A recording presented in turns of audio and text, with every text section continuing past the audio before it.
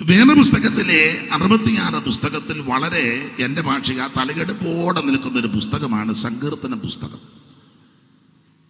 മോശയുടെ പഞ്ചഗ്രന്ഥം പോലെ സങ്കീർത്തന പുസ്തകത്തെ 5 പുസ്തകങ്ങളായിട്ടാണ് തരംതിരിച്ച് പഠിക്കുന്നതും പഠിപ്പിക്കുന്നതും. ഇതിലെ സിംഹഭാഗ സങ്കീർത്തനങ്ങളും നമുക്കറിയാം, നിങ്ങൾക്കറിയാം, ദാവീദിനാൽ എഴുതപ്പെട്ട സങ്കീർത്തനങ്ങളാണ്. പ്രിയ പൗലോസ് സാറൊക്കെ നന്നായിട്ട് ഇതൊക്കെ പറയുകയും പഠിപ്പിക്കുകയും ചെയ്യുന്ന ആൾക്കാരാണ്. ഈ 150 സങ്കീർത്തനങ്ങളിൽ ഏതാണ്ട് 100ഓളം സങ്കീർത്തനങ്ങളും ദാവീദിനാൽ എഴുതപ്പെട്ട സങ്കീർത്തനങ്ങളാണ്. പിന്നീടുള്ള സങ്കീർത്തനങ്ങളെ ആസാഫ് എഴുതിയ സങ്കീർത്തനമുണ്ട്. ലേവി ഗോത്രത്തിൽ കോരയ്ക്ക കുലത്തിൽ ബേരയ്ക്കാവിന്റെ മകനാകുന്ന ആസാഫിനാൽ എഴുതപ്പെട്ട സങ്കീർത്തനങ്ങൾ. യദുദൂൻ ചമച്ച സങ്കീർത്തനവും ഇതിനകത്ത് ചെലുത്തിയിട്ടുണ്ട്. ശലോമോനാൽ എഴുതപ്പെട്ടതായ സങ്കീർത്തനവും ഇതിന് അകത്ത് നമ്മൾ കാണുന്നുണ്ട്. കോരഹിന്റെ പുത്രന്മാര് 3 പേര്, അസൂർ, എൽക്കാന്, അബിയാസാവ്. പുറപ്പാട് 6:24 3 പേരുകൾ പരാമർശിക്കുന്നുണ്ട്. എടുത്തെങ്കിൽ ഒന്ന് പെട്ടെന്ന് വായിച്ചു. 6:24 പുറപ്പാട്.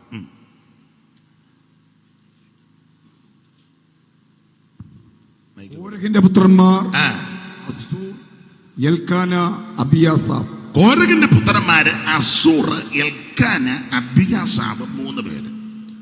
അപ്പൊ ഇവര് ചേർന്ന് ചില സങ്കീർത്തനങ്ങൾ പാടി ദൈവത്തെ മഹത്വപ്പെടുത്തി. ഇസ്രായേലിലെ പ്രഥമ മഹാപുരോഹിതനാകുന്ന അഹറോന്റെ നിര്യാണത്തോടുള്ള ബന്ധത്തിൽ അഹറോന്റെ അനുജനാകുന്ന പഴയ നിയമത്തിന്റെ മധ്യസ്ഥനാകുന്ന മോശയുടെ വളരെ വിലപ്പെട്ട പ്രാർത്ഥനയാണല്ലോ 90-ാം സങ്കീർത്തനം. കുടുംബ പ്രാർത്ഥനയ്ക്ക് ഇത് മിക്കവരും വായിക്കാറില്ല. 91 മിക്കവരും വായിക്കുന്നത്. എന്നാൽ 90-ാം സങ്കീർത്തനം മോശയുടെ പ്രാർത്ഥന വളരെ അർത്ഥസമ്പുഷ്ടമായ വരികളും വാക്കുകളുമാണ്. 91-ാം സങ്കീർത്തനത്തെ പറ്റി വേദപണ്ഡിതാക്കളിൽ ചിലര് പറയുന്നത് യോശുവ എഴുതിയ സങ്കീർത്തനമാണ്.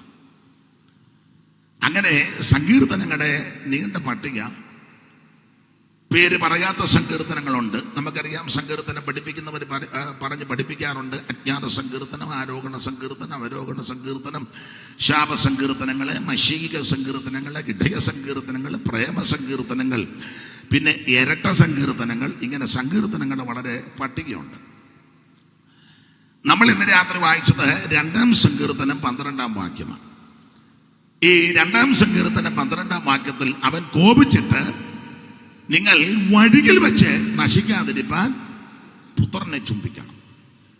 ഈ 2-ാം സങ്കീർത്തനം ആരാണ് എഴുതിയത് എന്ന് വ്യക്തമായ തെളിവ് അതിന്റെ തലക്കെട്ടില്ല. എന്നാൽ തിരുവെടുത്ത് പരിശോധിക്കുമ്പോൾ പഠിക്കുമ്പോൾ ഈ സങ്കീർത്തനം എഴുതിയത് ദൈവത്തിന്റെ ദാസനായ ദാവീദാണ്. ദാവീദാണ് ഈ സങ്കീർത്തനം എഴുതിയത് എന്ന് വ്യക്തമായ തെളിവുണ്ട്. ആദിമസഭയ്ക്ക് പീഡയുണ്ടായി. ആ പീഡയുണ്ടായപ്പോൾ ആദിമസഭ ഒരുമനപ്പെട്ട് പ്രാർത്ഥിച്ചപ്പോൾ 2-ാം സങ്കീർത്തനം ഉരുവിട്ടാണ് പ്രാർത്ഥിച്ചത്. പ്രാർത്ഥിക്കുന്നവരോടൊരു കാര്യം പറയാം, വിശേഷിച്ച് ദൈവമക്കൾ പ്രാർത്ഥിക്കുമ്പോൾ സന്ദർഭോചിതമായിട്ട് വാക്യങ്ങൾ ഉരുവിട്ട് പ്രാർത്ഥിക്കണം. അതിന് വചനം പഠിക്കണം. നമുക്ക് ആ കൂടെ 3 വാക്യം മിക്കവർക്കറിയാം. സഭായത്തിനാന്തലല്ലേ എന്മനമേ യഹോവയെ വാഴ്ത്തുക, എന്റെ സർവാന്ത അങ്ങ് പൊളിക്കാവാ. അത് തെറ്റാന്നല്ല, നല്ല വാക്യമാണ്. പിന്നെ ഞാൻ എൻ്റെ കണ്ണ് പർവ്വതങ്ങളിലേക്ക് ഉയർത്തുന്നു, അത് നല്ല വാക്യമാണ്, അത് കുഴപ്പമില്ല. പിന്നെ പറയും മനുഷ്യനിൽ ആശ്രയിക്കുന്നതിനേക്കാൾ. ഇത് കഴിഞ്ഞ പഞ്ചായത്ത് മെമ്പറെ കാണാനും ഇരിക്കുക. അപ്പൊ ഇങ്ങനെ 3-4 വാക്യങ്ങൾ. പിന്നെ ചില ബന്ധുക്കോസുകാര് കൊള്ളിച്ചു പറയും, യഹോവ എന്നോട് വാദിക്കുന്നവരോട് അമ്മായിയമ്മ മരുമകളെ നോക്കി, മരുമകൾ അമ്മായിയമ്മയെ നോക്കി, ഈ വീട്ടുകാരെ ആ വീട്ടുകാരെ നോക്കിയൊക്കെ കൊള്ളിച്ച് പ്രാർത്ഥിക്കും. ഇങ്ങനെ ഏതാനും ചില വാക്യങ്ങൾ വർഷങ്ങളായിട്ട് പഠിച്ചു വച്ചിരിക്കുക. ഇതെല്ലായിടത്തും അങ്ങ് ഇറക്കുക. എന്നാൽ തിരുവെടുത്ത് നന്നായിട്ട് പഠിച്ച് ഹൃദയത്തിൽ സംഗ്രഹിച്ച് അത് ദൈവ നടത്തിപ്പിൽ സന്ദർഭോചിതമായിട്ട് വാക്യങ്ങൾ ഉരുവിട്ട് ഉച്ചരിച്ച് പ്രാർത്ഥിച്ചാൽ വചനത്തിന് ശക്തിയുണ്ട്. അപ്പോൾ ആദിമസഭയ്ക്ക് പീഡയുണ്ടാകാൻ കാരണം സുന്ദരമെന്ന ദേവാലയ ഗോപുരത്തിൽ നിന്ന് മുടന്തൻ സൗഖ്യമായി. പത്രോസ് യോഹന്നാനോട് കൂടെ അവനെ ഉറ്റുനോക്കി, 2 പേരൂടെ. അതാ ശുശ്രൂഷയുടെ ഐക്യതയാണ്. അതുകൊണ്ട് അവന് സൗഖ്യവും കിട്ടി. ഇന്ന് എല്ലാവരും ഒറ്റയ്ക്ക് നോക്കാൻ നടക്കുക. രണ്ടുപേരോട് ഒന്നിച്ച് നോക്ക്. എല്ലാവരും ഒറ്റക്കണ്ണന്മാരാ. പണ്ട് ഒരു ഒറ്റക്കണ്ണൻ ചോർച്ചാനുണ്ടായിരുന്നു. കണ്ടാ തോന്നും രണ്ട് കണ്ണും കാണാന്ന്, പക്ഷെ ഒറ്റക്കണ്ണേ കാണാം. ഇങ്ങനെ നോക്കും. അപ്പം ഒറ്റയ്ക്ക് നോക്കിയാലൊന്നും നടക്കില്ല. ശുശ്രൂഷയുടെ ഐക്യതയാണ്. ഇന്ന് ഞാൻ സഹിതം പലരും പറയും, കർത്താവേ ബേബുക്കുട്ടി നോക്കുമ്പോൾ ഒന്നും നടക്കരുത്. ഞാൻ നോക്കുമ്പോൾ എല്ലാം, അതുകൊണ്ടൊന്നും നടക്കുന്നില്ല. ബേബുക്കുട്ടി നടക്കുന്നില്ല, പുള്ളി നടക്കുന്നില്ല. പത്രോസ് യോഹന്നാനോട് കൂടെ അവനെ ഉറ്റുനോക്കി അവനോട് പറഞ്ഞു, നീ ഞങ്ങളെ, അത് വലിയ പ്രാഗൽഭ്യം ഉണ്ടല്ലോ കോള്, നീ ഞങ്ങളെ, നമ്മളാരും അത് പറഞ്ഞു, നമ്മളെല്ലാം പറഞ്ഞ് മേളിലോട്ട് നോക്കിക്കോണേ, ഷീറ്റ് കാണുന്നുണ്ട്, അല്ല എന്നാ കാണാനാ, ഞങ്ങളെ നോക്ക്. ഞങ്ങളെ നോക്കാനും ഉണ്ട്, നോക്കിയാൽ പലതും പഠിക്കാനും ഉണ്ടതാ.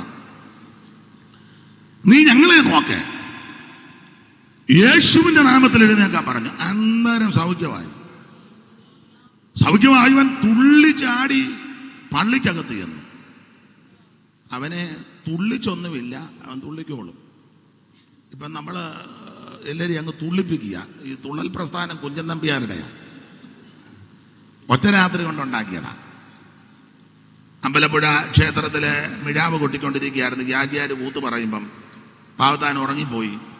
അപ്പൊ ചാക്യാര് പുള്ളിയെ ആക്ഷേപിച്ച് സദസ്സ് വെച്ച് പരിഹസിച്ചു. ദുഃഖവും അരിശവും മനോവേദനയും എല്ലാം കൂടെ വർദ്ധിച്ചപ്പോൾ പുള്ളി അവിടെ പോയിരുന്ന കല്യാണ സൗഗന്ധികം രാത്രി എഴുതി ക്രമപ്പെടുത്തി. പിറ്റേന്ന് അപ്പറെ ചാക്യാര് ആലമ്പലത്തിൽ കൂത്ത് കാണുമ്പോൾ പുള്ളി ഇപ്പറ ഇരുന്ന് തുള്ളൽ പ്രസ്ഥാനത്തിന് ആരംഭം കുറിച്ചു. കല്യാണ സൗഗന്ധികം നോക്കടാ, നമ്മുടെ മാർഗേ കിടക്കുന്ന മർക്കടാ, നീ അങ്ങ് മാറിക്കിടാശടാ, ദുർഘട സ്ഥാനത്ത് വന്ന് കിടക്കുവാൻ പഠിച്ചില്ലയോ?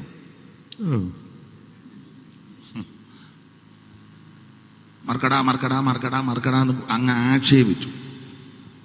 പുള്ളിയും തലേന്ന് അങ്ങനെ തന്നെ. അപ്പൊ അതിന് പുള്ളി മറുകണ്ഠം പൂട്ടി. മുഷ്കരന്മാരുണ്ട്. പണ്ടോരു മർക്കടത്താനല്ലയോ പാന്തികണ്ഠൻ എന്നുണ്ടായ നഗ്ധൻ ചരേന്ദ്രനെ വാലുകൊണ്ട് ആശു വരഞ്ഞു കെട്ടി സദാ 4 സമുദ്രങ്ങൾ ചാടിക്കടന്നും മറ്റൊരു ദേഹം മകവാരി രാശിയെ സത്വരം ചാടിക്കടന്ന് ഞാൻ അജ്ഞശങ്ക കൂടാതെ നിശാചരവീരന്റെ ലങ്കയിൽ പുക്ക് ഭയങ്കരന്മാരായ കിങ്കരന്മാരെ പലരെ വധിച്ചതും തൻ കേളികാനനം തല്ലിത്തകർത്തതും ഹുങ്കാരമോട് രണത്തിനൊരുങ്ങിയ ലങ്കേശപുത്രന്റെ കണ്ഠം മുറിച്ചതും കൊള്ളിച്ചങ്ങോട്ട് എഴുതി.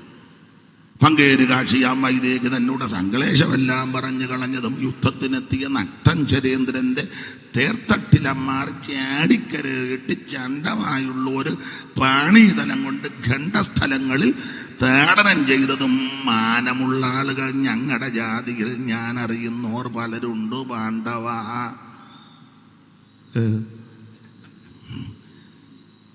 ഇത് പുള്ളി അങ്ങോട്ട് നല്ല വൃത്തത്തിൽ അങ്ങോട്ട് ചെമ്പം ചാക്യാറിന്റെ അവിടെ ഇരുന്ന ആൾക്കാരെല്ലാം കൂടെ ഇവിടെ. പിന്നെ തുള്ളലിന്റെ അയ്യര് കളിയായിരുന്നു. അപ്പൊ ഇത് കുഞ്ഞൻ നമ്പി ആരായി? നമ്മൾ സ്കൂളിൽ പഠിച്ചതാ. തുള്ളൽ പ്രസ്ഥാനത്തിന്റെ ഉപജ്ഞാതാവ് ആര്? അപ്പൊ ആനുസർ പഠിച്ച പിള്ളേര് കലക്കത്ത് കുഞ്ഞൻ നമ്പി ആര്? തുള്ളൽ എത്ര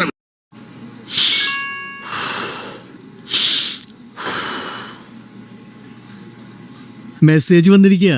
ഈ ആപ്പ് ഡൗൺലോഡ് ചെയ്ത് ഇൻവെസ്റ്റ് ചെയ്താ ഒറ്റ രാത്രി കൊണ്ട് ഷെയറിന്റെ വില ഡബിൾ ആകുന്നു. ഡൗൺലോഡ് ചെയ്യൂ, പണം നഷ്ടപ്പെടണമെങ്കിൽ. Doctor രോഗികുമാർ MBBS മണ്ടനല്ല. ഓർമ്മിക്കൂ, UPI പറയുന്നു. ആരെങ്കിലും എളുപ്പത്തിൽ പണം ഉണ്ടാക്കാൻ പ്രലോഭിപ്പിച്ചാൽ പറയൂ, ഞാൻ മണ്ടനല്ല. വന്നു കഴിയുമ്പോൾ നീ നൃത്തം ചെയ്ത് ദൈവത്തെ ആരാധിക്കും. അതിന് ഇളക്കമൊന്നും വേണ്ട. സൗഖ്യം പ്രാപിച്ചവൻ തുള്ളിച്ചാടി ദൈവാലയത്തിന്റെ ഉള്ളിൽ ചെന്നു. അതിനോട് ബന്ധപ്പെട്ട് പ്രശ്നമായിരുന്നു. ഇതിനെ കാരണക്കാരായ പത്രോസിനെ യോഹന്നാനെ പിടിച്ച് നടുവ് നിർത്തി ശാസിച്ചു, മിണ്ടരുത്, ഈ നാമത്തിൽ ഇവിടെ മിണ്ടിപ്പോകരുത്. ഇങ്ങനെ പീഡയേറ്റ ദൈവദാസന്മാർ പൊടുന്നനെ സഭയിൽ വന്ന് തങ്ങൾക്കുണ്ടായ പീഡയെ പറ്റി ആദിമ സഭയിൽ അറിയിച്ചു. അന്നേരം അവര് പറഞ്ഞു, നമുക്ക് മെമ്പറിനെ കാണാം, MLA കാണാം, MP കാണാം.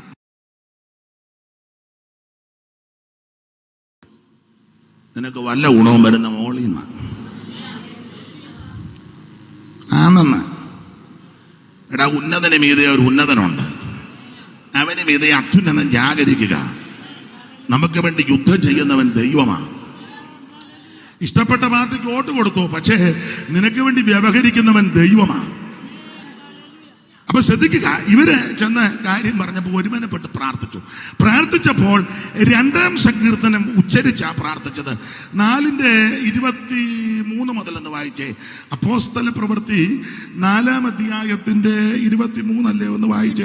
ശേഷം അത് തന്നെ അടുക്കൽ ചെന്നു മഹാപുരോഹിതന്മാരും മൂപ്പന്മാരും തങ്ങളോട് പറഞ്ഞത് എല്ലാം അറിയിച്ചു. അത് കേട്ടിട്ട് അവർ ഒരുമനപ്പെട്ട് ദൈവത്തോട് നിലവിളിച്ച് പറഞ്ഞത്, ആകാശവും ഭൂമിയും സമുദ്രവും അവയിലുള്ള സകലവും ഉണ്ടാക്കിയ നാഥനെ ജാതികൾ കലഹിക്കുന്നു. ഇത് 2-ാം സങ്കീർത്തനം 1-ാം വാക്യമാണ്. വിട്ടുകഴിച്ച ശേഷം അവർ കൂട്ടാളികളുടെ അടുക്കൽ ചെന്ന മഹാപുരോഹിതന്മാരും മൂപ്പന്മാരും തങ്ങളോട് പറഞ്ഞതെല്ലാം അറിയിച്ചു. ഇത് കേട്ടിട്ട് അവർ ഒരുമനപ്പെട്ട് ദൈവത്തോട് നിലവിളിച്ച് പറഞ്ഞത്, ആകാശവും ഭൂമിയും സമുദ്രവും അവയിലുള്ള സകലതും ഉണ്ടാക്കിയ നാഥനെ. അടുത്ത വാക്യം, ജാതികൾ കലഹിക്കുന്നത്. ഇത് 2-ാം സങ്കീർത്തനം 1-ാം വാക്യം ഉരുവിടുക. ജാതികൾ കലഹിക്കുന്നതും വംശങ്ങൾ വ്യർത്ഥമായതും നിരൂപിക്കുന്നത് എന്ത്? ഭൂമിയിൽ രാജാക്കന്മാർ അണിനിരക്കുകയും അധിപതികൾ കർത്താവിന് വിരോധമായും അവന്റെ അഭിഷിക്തത്തിന് വിരോധമായി ഒന്നിച്ചു കൂടുകയും ചെയ്തിരിക്കുന്നു എന്ന് നിന്റെ ദാസനായ ദാവീദ് മുഖാന്തരം പരിശുദ്ധാത്മാവിനാൽ. അപ്പൊ തെളിഞ്ഞു ഈ 2-ാം സങ്കീർത്തനം ദാവീദായി. ഇനി ഇത് ഓർഡറിൽ തന്നെ 2 കൊണ്ട് വാക്യം. ഈ 2-ാം സങ്കീർത്തനം എഴുതിയത് ദാവീദാ. ഓർഡർ പഠിക്കുമ്പോഴും ഇത് 2-ാം സങ്കീർത്തനമാ. അത് പൗലോസ് തെളിയിക്കുന്നുണ്ടല്ലോ. പൗലോസിന്റെ പ്രസംഗവേളയിൽ എല്ലാം എടുക്കുന്നില്ല, അല്ലല്ല 13:30 ഒന്ന് വായിച്ചേ. അപ്പോസ്തല പ്രവൃത്തി 13:30 പെട്ടെന്ന് വായിര്, ഓടിച്ചു വായിര്. ദൈവമോ അവനെ മരിച്ചവരിൽ നിന്ന് ഉയർത്തെഴുന്നേൽപ്പിച്ചു. ദൈവമോ അവനെ മരിച്ചവരിൽ നിന്ന് ഉയർത്തെഴുന്നേൽപ്പിച്ചു എന്ന് പറഞ്ഞാൽ 2-ാം സങ്കീർത്തനത്തിന്റെ 7-ാം വാക്യം കൂടെ വായിച്ചെങ്കിലേ ഇത് ശരിയാകുള്ളൂ. ആദ്യം 2:7 വായിച്ചേ. 2:7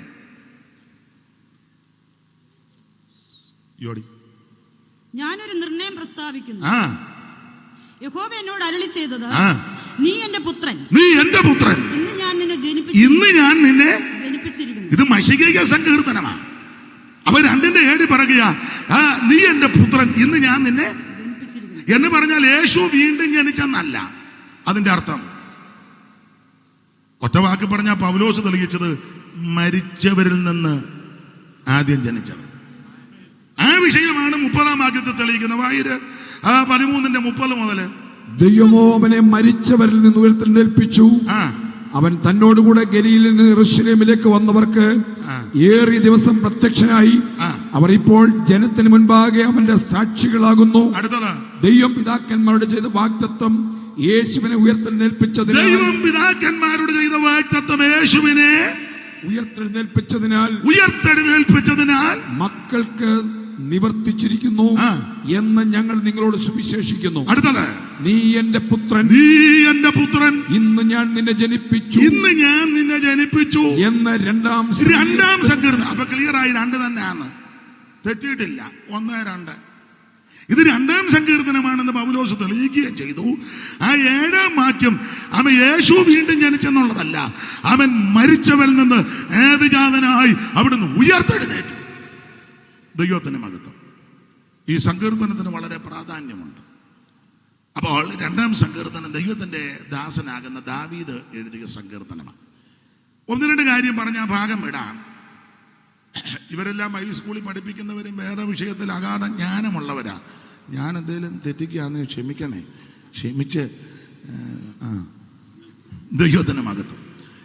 അപ്പോൾ ഇവിടെ ഈ 2-ാം സങ്കീർത്തനത്തിന്റെ പശ്ചാത്തലം വേദപഠിതാക്കൾ പറയുന്നത്, ദാവീദായി ഇത് എഴുതിയത്. ഇതിന്റെ പശ്ചാത്തല ഭാഗം ഇസ്രായേലിലെ 2-ാമത്തെ രാജാവായി ദൈവം ദാവീദിനെ അഭിഷിക്തനായി നിയമിച്ചു, അവരോധിച്ചു. അപ്പൊ ദാവീദ് രാജാവായി കഴിഞ്ഞപ്പോഴാണ് കാര്യങ്ങൾക്കെല്ലാം ഒരു ക്രമീകരണം ഉണ്ടാകുന്നത്. തന്നെയല്ല, പെട്ടകമൊക്കെ ദാവീദാ കൊണ്ടുവന്നത്. ഇങ്ങനൊരു വാക്യമുണ്ട്, ശൗലിന്റെ കാലത്ത് അതിനെ ഗണ്യമാക്കില്ല, പുള്ളിക്കാരൊന്നും നേരവും ഇല്ല. പുള്ളി എപ്പോഴും ഇങ്ങനെ ഈ മാതളപ്പഴമൊക്കെ തിന്ന് കാറ്റുമൊക്കെ കൊണ്ട് ഇങ്ങനെ പരുവക്കേടി കിടക്കും. ഒന്നാമത് ഭൂതവാ. കണ്ട 14:1 വായിച്ചേ. ശാമുവേലിന്റെ 1-ാം പുസ്തകം 14:1. ഇന്ന് വാക്യം വായിച്ച് ചൂപ്പാട് വരും ചടികടാന്ന് വായിക്കണം. ഒരുങ്ങിയിരുന്നോണം. ഒരു ദിവസം ശൗലിന്റെ മകൻ യോനാഥാൻ തന്റെ ആയുധവാഹകനോട് വരിക. ആയുധവാഹകനായ ബാല്യക്കാരനോട് വരിക, നാം അങ്ങോട്ട് ഫെലിസ്ത്യരുടെ പട്ടാളത്തിന് നേരെ ചെല്ലുക എന്ന് പട്ടാളത്തിന് നേരെ നമുക്ക് ചെല്ലണം. അടുത്തത് അവൻ അപ്പനോട് പറഞ്ഞില്ല. യോനാഥാൻ അപ്പനോട് പറഞ്ഞില്ല. ഏതാ? ശൗലിനോട് പറഞ്ഞില്ല. അടുത്തത് ശൗൽ ഗിബയുടെ അതിരിങ്കൽ മിഗ്രോനിലെ മാതള നാരകത്തിന് കീഴിലിരിക്കുക. മാതളങ്ങയൊക്കെ അടിച്ച് പെരുത്ത് തോടുമെല്ലാം തേനിനകത്ത് ചാലിച്ച് കവളയിലെ കരിമങ്ക കളയാൻ ആർക്കും ഒന്നും അറിയാൻ മേല. എല്ലാം പരിശുദ്ധര്. ജ്യൂസും ഒക്കെ അടിച്ച് പുള്ളി ഇങ്ങനെ ഇരിക്കുക. കാറ്റുമൊക്കെ കൊണ്ട് ഫെലിസ്ത്യ പട്ടാളം കയറി ദേശം കൈയടക്കുക. ഇയാളിൽ നിന്നും പുള്ളിക്കുന്നൊന്നും വിഷയമല്ല. അതിന് കാരണമുണ്ട്. 18:11 മുതലൊന്ന് വായിച്ച്. ശാമുവേലിന്റെ 1-ാം പുസ്തകം 18:11 മുതൽ കണ്ണിക തുടങ്ങുന്നത് മുതൽ. പിറ്റേന്നാൾ ദൈവത്തിന്റെ പക്കൽ നിന്നുള്ള ദുരാത്മാവ് ശൗലിന്റെ മേൽ വന്നു. അതാ പുള്ളി ഇതൊന്നും ഗണ്യമാക്കാത്ത. പിറ്റേന്നാൾ ദൈവത്തിന്റെ പക്കൽ നിന്ന് ദുരാത്മാവ് ശൗലിന്റെ മേൽ വന്നു. ഉറഞ്ഞു പറഞ്ഞെന്ന് അടുത്ത വാക്യം വായിര്. അവൻ അരമനയ്ക്കകത്ത് ഉറഞ്ഞു പറഞ്ഞു. എന്തുവാ പറഞ്ഞെന്നുള്ളത് നമുക്ക് പൊതുവെ പറയാനൊക്കത്തില്ല. മിക്കവാറും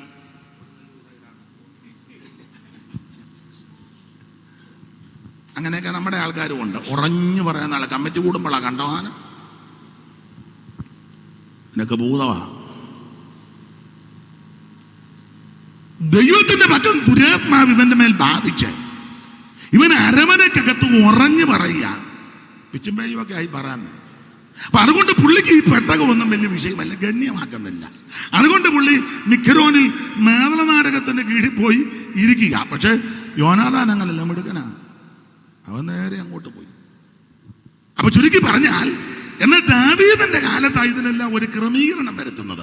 മില്ലോ പണിതു, സംഭാര നഗരം പണിതു, കോട്ട പണിതു, ആഭ്യന്തരത്തെ സുസജ്ജമാക്കി. പിന്നീട് മുൻപോട്ട് പഠിച്ചു വരുമ്പോൾ ആരാധനയ്ക്ക് ഒരു ക്രമീകരണം വരുത്തി, പാട്ടുകാരെ നിയമിച്ചു, ആസാഫിനെ തലവനാക്കി, പുരോഹിതന്മാരെ കൂറിന്റെ ക്രമത്തിൽ അബിയാ കൂറ് മുതൽ സെക്കറിയ കൂറ് വരെ 24 കൂറിന്റെ ക്രമത്തിൽ ശുശ്രൂഷക്കാരെ നിയമിച്ചു. എല്ലാത്തിനും ഓർഡറാക്കി. ഇതെല്ലാം ക്രമീകരണം എടുത്തിട്ട് ദാവീദ് പറഞ്ഞു, ഞാൻ സിയോൻ കോട്ട പിടിക്കാൻ വരുവാന്ന് പറഞ്ഞു. സിയോൻ കോട്ട. അന്ന് സിയോൻ കോട്ടയ്ക്കകത്ത് യബൂസ്യരാണ് കുടുങ്ങിയിരിക്കുന്നത്. അപ്പൊ ദാവീദ് സിയോൻ കോട്ട പിടിക്കാൻ വരുന്നെന്ന് പറഞ്ഞപ്പോൾ അന്ന് സിയോൻ കോട്ടയ്ക്കകത്തുള്ള യബൂസ്യരെല്ലാം കൂടെ പറഞ്ഞ്, ദാവീദ് ഇവിടെ കിടക്കത്തില്ല. അതിനാ അവനതിനുള്ള കെൽപ്പും കടയൊന്നുമില്ല, പിന്നെ അവനിവിടെ വരികയല്ലെന്ന് പറഞ്ഞു. അതെന്നാ? എടാ, അവനിവിടെ വന്നാൽ നമ്മൾ ആരോഗ്യമുള്ളവരാരും പോകണ്ട, ഇവിടുത്തെ ഞൊണ്ടന്മാരെ അങ്ങോട്ട് വിട്ടാൽ മതി. ഇവിടുത്തെ ഞൊണ്ടനുള്ളതേ ഉള്ളൂ ദാവീദ്. തന്നെയല്ല, കണ്ണ് കാണുന്ന ഒന്നും പോകണ്ട, പൊട്ടക്കണ്ണന്മാരെ വിട്ടാൽ മതി. കണ്ണ് കാണാത്തന്നെ അടിക്കാനുള്ളതേ ഉള്ളൂ ദാവീദ്. ഇവിടുത്തെ മുടന്തന്മാരും കുരുടന്മാരും വായിച്ച് 5:5 വായിര്. 5:5 ശാമുവേലിന്റെ 2-ാം പുസ്തകം 5:5 പെട്ടെന്ന് വായിര്. അവൻ ഹെബ്രോനിൽ യഹൂദയ്ക്ക് 7 സംവത്സരം, ഹെബ്രോനിലെ 7 വർഷവും എല്ലാ ഇസ്രായേലിനും കൂടെ ഒരു 33. അങ്ങനെ 33 7 40. ഇനി അടുത്ത വാക്യം വായിര്. രാജാവും അവന്റെ ആളുകളും യെരൂശലേമിലേക്ക് ആ ദേശത്ത് നിവാസികളായ യെബൂസ്യരുടെ നേരെ പുറപ്പെട്ടു. ആ ദേശത്തിലെ നിവാസികളാകുന്ന യെബൂസ്യരുടെ നേരെ പുറപ്പെട്ടു. അപ്പൊ ഈ കനാനിൽ കുടിയിരിപ്പ് ശക്തികൾ ഒത്തിരി ഉണ്ട്. ഹിർവ്യരുണ്ട്, അർഗ്യരുണ്ട്, പെരിസരുണ്ട്, യബൂസ്യരുണ്ട്, അമോര്യരുണ്ട്, ഹിത്യരുണ്ട്, പല വകുപ്പുകളാണ്. ഇതെല്ലാം ഇങ്ങനെ കുത്തിയിരിക്കുക, യാതൊരു ഗുണവും ഇല്ല. നമ്മുടെ യോഗത്തിന് വന്ന് വെറുതെ കുത്തിയിരുന്നേച്ച് പോകുന്ന ആൾക്കാരുണ്ട്. ഒരു കൈയടിക്കാട്ട് പാട്ട് പാടുകാട്ട് സ്വപ്ന വന്ന് യബൂസ്യൻ ഇരിക്കും പോലെ. അപ്പൊ ഇത് കുത്തിയിരിപ്പ് കേസാണ്. നമ്മൾ റോഡൊക്കെ പോകുമ്പോൾ വെറുതെ ഇരിക്കുന്ന ആൾക്കാരെ കണ്ടിട്ടില്ലേ? ഒരു ജോലി ആൾക്കാരെ എല്ലാം കൊണ്ട് വിടുന്ന കാണാം. കുത്തിയിരിപ്പ് കേട്ടോ കേസ് ഒത്തിരി ഉണ്ട്. ചില സ്ത്രീകളും അങ്ങനെ ചുമ്മാ സിറ്റൗട്ടിൽ കയറിയിരിക്കുക. എന്തെല്ലാം ജോലിയുണ്ട്, ഒരു ഗുണവുമില്ല. അപ്പൊ ഇവിടെ യെബൂസ്യര് കുടിയിരിക്കുക ഈ സിയോൻ കോട്ടയ്ക്കകത്ത്. അപ്പോൾ ദാവീദ് അങ്ങോട്ട് പോകുക സിയോൻ കോട്ട പിടിക്കാൻ. അടുത്ത വാക്യം, ദാവീദിനവിടെ കടപ്പാൻ കഴിയില്ല എന്ന് വെച്ച് ദാവീദിനവിടെ കടപ്പാൻ കഴിയുകയില്ല എന്ന് വെച്ച് അവർ ദാവീദിനോട് നീ ഇവിടെ കടക്കയില്ല, നീ ഈ യെരൂശലേമിൽ കയറുകയല്ല, സിയോൻ കോട്ടയിൽ കയറുകയല്ല. കാരണം നിന്നെ തടുപ്പാൻ കുരുടരും മുടന്തരും മതി എന്ന് പറഞ്ഞു. നിന്നെ തടുക്കാൻ മുടന്തന്മാരും കുരുടന്മാരും മതി എന്ന് പറഞ്ഞ ആക്കമുള്ള ഒറ്റ ഒരുത്തം വേണ്ട, ആക്കമില്ലാത്തവനെ ഉള്ളു നീ. കണ്ണ് കാണുന്നവനൊന്നും നിന്റെ നേരെ വന്നിട്ട് കാര്യമില്ല, കണ്ണുപൊട്ടനെ വിട്ടാൽ മതി, അതിനെ ഉള്ളെന്ന് നീ ആക്ഷേപിച്ചതാ. ചില തമ്മിൽ വഴക്കുണ്ടാക്കും പറഞ്ഞില്ല, ഞാൻ അതിനെ ഉപയോഗിച്ച അവനെ തല്ലാൻ. അവനെ ഞാൻ തല്ലാനില്ല, അല്ല അവൻ അടിക്കുമെന്ന് പറഞ്ഞ് ഇങ്ങനെ ബില്ലെന്ന് കണ്ടു. അവനെ ബില്ലെന്നേ ഉള്ളു, ഞാൻ പുറം കൈക്ക് ഒരു തട്ട് കൊടുത്താ അതിനേ ഉള്ളു, പിന്നെ തല്ലാനില്ല. അത് ആക്ഷേപിക്കുന്നതാണ്. പണ്ട് നമ്മുടെ ഒരു വേറൊരു ഉപദേശിയെ പറ്റി പേരൊന്നും പറഞ്ഞില്ല. അപ്പം പറഞ്ഞു, അച്ചായ പുള്ളി നന്നായിട്ട് ദൈവവചനം പറയും, നല്ല അടുക്കടുക്കാട്ടോ, എന്തോ ഡീപ്പാ, ഈ പുള്ളിക്ക് ഇഷ്ടപ്പെട്ടില്ല, ഈ കൊമ്പ ഉടനെ പുള്ളി പറയണേ എടാ. അപ്പം ഈ നന്നായിട്ട് പറയുമെന്ന പുള്ളി വളരെ മെലിഞ്ഞ് നീളം കുറഞ്ഞ് പക്ഷെ നന്നായിട്ട് വചനം പറയും. മറ്റേ പുള്ളിക്ക് ഇച്ചിരി വണ്ണമൊക്കെ ഉണ്ട്. അപ്പോൾ പുള്ളിക്കത് ഇഷ്ടപ്പെട്ടില്ല. അപ്പം ഞങ്ങൾ പറഞ്ഞു, വെച്ചാൽ അത് പുള്ളി നന്നായിട്ട് ദൈവം അവനൊരു വട്ട് സോഡ പൊട്ടിച്ചു കുടിക്കാനുള്ള കെൽപ്പുണ്ടോ എന്ന്.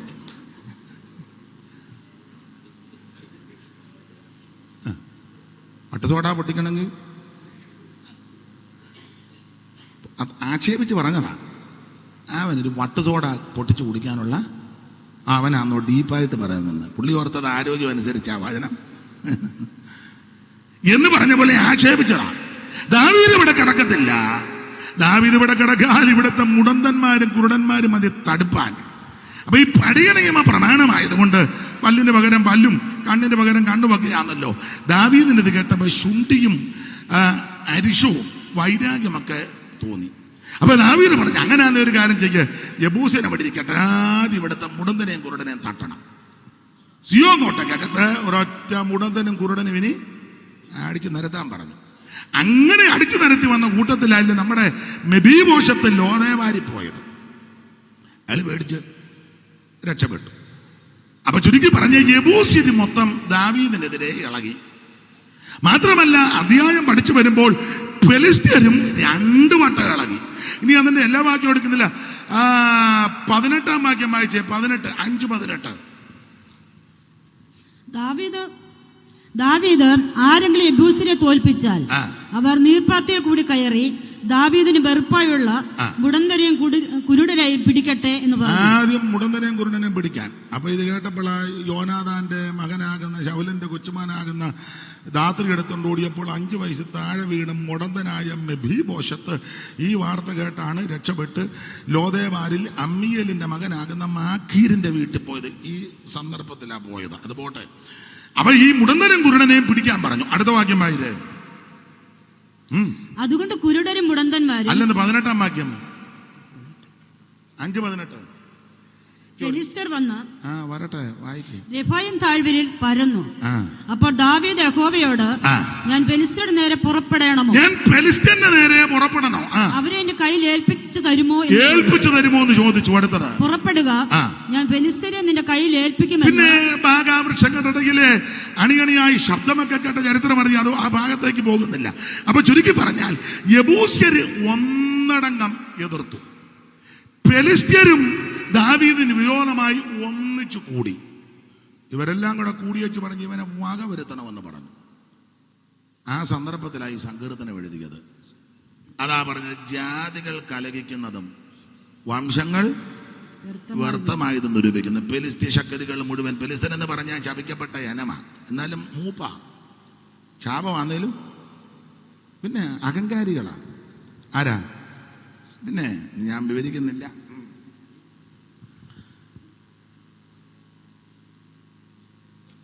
ഭയങ്കര അഹങ്കാരമാണ്. അത്താഴം വെക്കാനില്ലേ അഹങ്കാരത്തിന്. ഇത് നോഹയുടെ കൊച്ചുമക്കളാ ഫെലിസ്തീന്. നോഹയ്ക്ക് 3 മക്കളാ. ആരൊക്കെയാ? ശേം, ഹാം, ആ, യാഫത്ത്. നോഹിന്റെ തനകരം. ഇത് പാട്ടല്ല കേട്ടോ, ശ്ലോകമാ. നോഹിന്റെ തനകരം യാഫത്തും ശേമും ഹാമും മോഹനഗാത്രികളാം അവർ തൻ ഭാര്യമാരും നോകും. നോകിന്റെ പക്കിനിയും വീടിന് കാവൽ നിൽക്കും കുക്കുരം. അത് പെട്ടകത്തിൽ കയറിയ ചരിത്രം പറയുക. അപ്പൊ നോഗയ്ക്ക് 3 മക്കളെ, ശേം, ഹാം, യാഫത്ത്. ശേമിന്റെ 10ാം തലമുറയാ അബ്രഹാം. ഹാമിന്റെ വംശത്തിൽപ്പെട്ടതാണ് ഫെലിസ്ത്യര്. അമ്മാമയെ പെട്ടെന്ന് വായിക്കാമോ? പേരെന്തുവാ? മിനി. വായിരു. ഉൽപ്പത്തി പുസ്തകം 10-ാം അധ്യായത്തിന്റെ 1-ാം വാക്യം 10-ന്റെ 6, 10-ന്റെ 13, 11-ന്റെ 10, 12, 14, 16, 18, 20, 22, 24, 26, 27 മുതൽ താഴോട്ട് ആദ്യം 10-ന്റെ 1 വായിരു. നോഹയുടെ പുത്രന്മാരായ ശേം, ഹാം, യാഫത്ത്. നോഹയുടെ പുത്രന്മാരായ ശേം, ഹാം, യാഫത്ത് 3 മക്കള്. അതില് ശേമിന്റെ വംശത്തിൽപ്പെട്ടതാണ് അബ്രഹാം. 11-ന്റെ 10 വലത്തുവശത്ത് മേളിൽ 11-10 താളിഞ്ഞോട്ട് മറിച്ചു. ശേമിന്റെ വംശപാരമ്പര്യമാവിത്. ശേമിന്റെ വംശപാരമ്പര്യമാവിത്. ശേമിന് 100 വയസ്സായി. ശേമിന് 100 വയസ്സായപ്പോൾ ജലപ്രളയത്തിന് മുമ്പ് 2 സംവത്സരം കഴിഞ്ഞപ്പോൾ അർപ്പക്ഷാദിനെ ജനിപ്പിച്ചു. 12-ാം വാക്യം അർപ്പക്ഷാദിന് 35 വയസ്സായപ്പോൾ അവൻ ശാലേഖനെ ജനിപ്പിച്ചു. 14-ാം വാക്യം ശാലേഖന് 30 വയസ്സായപ്പോൾ അവൻ ഏബരിനെ ജനിപ്പിച്ചു. 16-ാം വാക്യം ഏബരിന് 34 വയസ്സായപ്പോൾ അവൻ പെലേഗിനെ ജനിപ്പിച്ചു. 18-ാം വാക്യം പെലേഗിന് 30 വയസ്സായപ്പോൾ അവൻ രയൂവിനെ ജനിപ്പിച്ചു. 20-ാം വാക്യം രയൂവിന് 32 വയസ്സായപ്പോൾ അവൻ ഷെറൂഗിനെ ജനിപ്പിച്ചു. 22-ാം വാക്യം ഷെറൂഗിന് 30 വയസ്സായപ്പോൾ അവൻ നാഗോറിനെ ജനിപ്പിച്ചു. 24-ാം വാക്യം നാഗോറിന് 29 വയസ്സായപ്പോൾ അവൻ തേറകിനെ ജനിപ്പിച്ചു. 26-ാം വാക്യം തേറകിന് 70 വയസ്സായപ്പോൾ അവൻ അബ്രാം, നാഹോർ, ഹാരാൻ എന്നിവരെ ജനിപ്പിച്ചു. 27 തേരഹിന്റെ വംശപാരമ്പര്യമാവിത്. തേരകിന്റെ വംശപാരമ്പര്യമാവിത്. തേരഹ് അബ്രഹാമിനെയും അബ്രഹാമെന്നില്ല, അബ്രാമിനെയും തേരക അബ്രാമിനെയും നാഗോറിനെയും ആരാനെ ജനിപ്പിച്ചു. ആരാൻ ലോത്തിനെ ജനിപ്പിച്ചു. എന്നാൽ ആരാൻ തന്റെ ജന്മദേശത്ത് വെച്ച് കൽദേരുടെ പട്ടണമായി ഊരിവെച്ച് തന്റെ അപ്പനാകുന്ന തേരകിന്റെ മുന്നേ മരിച്ചുപോയി. അബ്രാമിന് നാഗോറും ഭാര്യമാരി എടുത്തു. അബ്രാമിന്റെ ഭാര്യയ്ക്ക് സാറായി എന്നും നാഗോറിന്റെ ഭാര്യയ്ക്ക് മിൽക്ക എന്നും പേര്. അടുത്തത്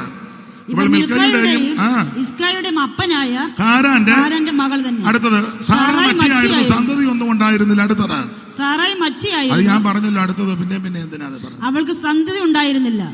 തേരക്ക് തന്റെ മകനാകുന്ന അബ്രഹാമിനെയും തന്റെ ഹാരാന്റെ മകൻ തന്റെ പൗത്ര ലോത്തിനെയും തന്റെ മകനായ അബ്രഹാമിന്റെ ഭാര്യയായി മരുമകളാകുന്ന സാറായിയും കൂട്ടിക്കൊണ്ട് കൽദയരുടെ ഒരു പട്ടണമായ ഊരിൽ നിന്ന് കനാൻ ദേശത്തേക്ക് യാത്രയാകുവാൻ പുറപ്പെട്ടു. അങ്ങനെ അവർ ഹാരാൻ വരെ വന്നവിടെ പാർത്തു.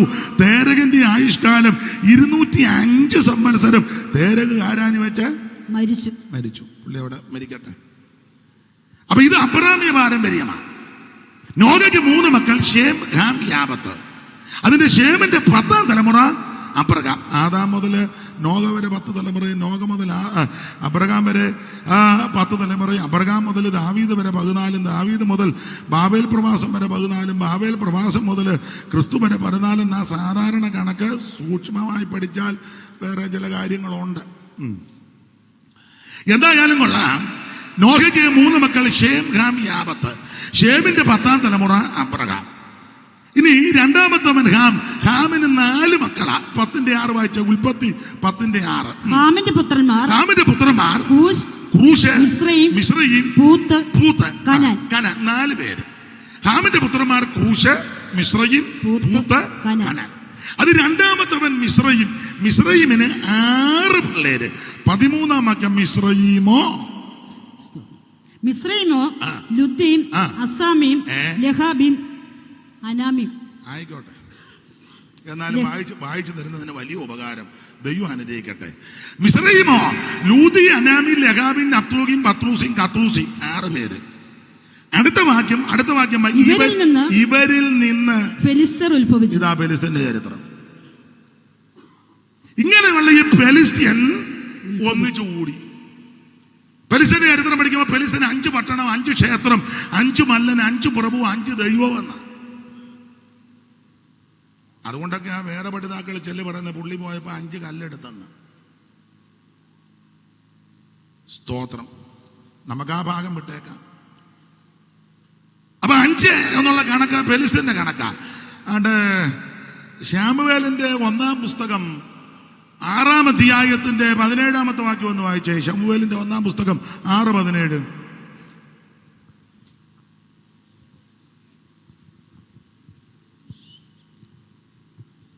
ഫെലിസ്ത്യർ യഹോവയ്ക്ക് പ്രായശ്ചിത്തമായി കൊടുത്തു വെച്ച പൊന്നുകൊണ്ടുള്ള മൂലക്കുരുക്കൾ അസ്തോദിന്റെ പേർക്കൊന്ന്, ഗസയുടെ പേർക്കൊന്ന്, അസ്കലോന്റെ പേർക്കൊന്ന്, ഗത്തിന്റെ പേർക്കൊന്ന്, യക്രോന്റെ പേർക്കൊന്ന്. 5 അത് 5 പട്ടണമാണ്. ഇനി 5 പ്രഭു. ആ 18-ാം വാക്യം വായിച്ചേ. 5 പ്രഭു 18.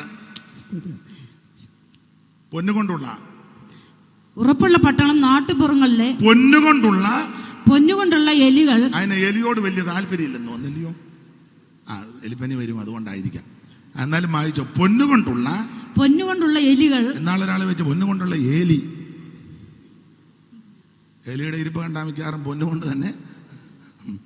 ആ പൊന്നുകൊണ്ടുള്ള എലികളും ഉറപ്പുള്ള പട്ടണങ്ങളും നാട്ടിൻപുറങ്ങളിലെ ഗ്രാമങ്ങളുമായി. അടുത്തത് 5 പ്രഭുക്കന്മാർ. അപ്പോൾ ഫെലിസ്ത്യർക്ക് 5 പ്രഭു, 5 ദൈവം, 5 പട്ടണം, 5 ക്ഷേത്രം, 5 മല്ലൻ. ഇവരെല്ലാം കൂടെ ഒന്നിച്ചു. ഈ 5 പട്ടണത്തിലെയും ഫെലിസ്ത്യർ ഒന്നിച്ചു. സിയോൻ കോട്ടയ്ക്കകത്തിരുന്ന യെബൂസ്യർ ഒന്നിച്ചു. ഇവരെല്ലാം കൂടെ ഒറ്റക്കെട്ട ചരട് പിടിച്ചതുപോലെ ഒറ്റക്കെട്ടായിട്ട് നിന്നേച്ച് പറഞ്ഞു, ദാവീദിനെ വകവരുത്തണമെന്ന്. എൻ്റെ വേലക്കാരോടും ബഹുമാന്യ കർത്തദാസന്മാരോട് പറയാ, ഞാൻ നിങ്ങളോട് പറയണ്ട, നിങ്ങൾക്കെല്ലാം അറിയാം. നിനക്കെതിരെ ആര് ചരട് പിടിച്ചാലും, ആര് കരുക്കൾ ഒരുക്കിയാലും, ആര് നിരൂപിച്ചാലും, ദൈവം നിന്നെ ഉയർത്താൻ പദ്ധതി ഇട്ടിട്ടുണ്ടെങ്കിൽ, ദൈവം നിന്നെ ആദരിക്കാൻ പദ്ധതി ഇട്ടിട്ടുണ്ടെങ്കിൽ, ജാതികളുടെ നിരൂപണങ്ങളെ ദൈവം വ്യർത്ഥമാക്കും. Praise the Lord. അനുഭവിക്കുന്ന ദൈവമക്കൾ ഇന്ന് രാത്രി ദൈവത്തിന് മഹത്വം കൊടുക്ക. കേരളം ആര് വേണം?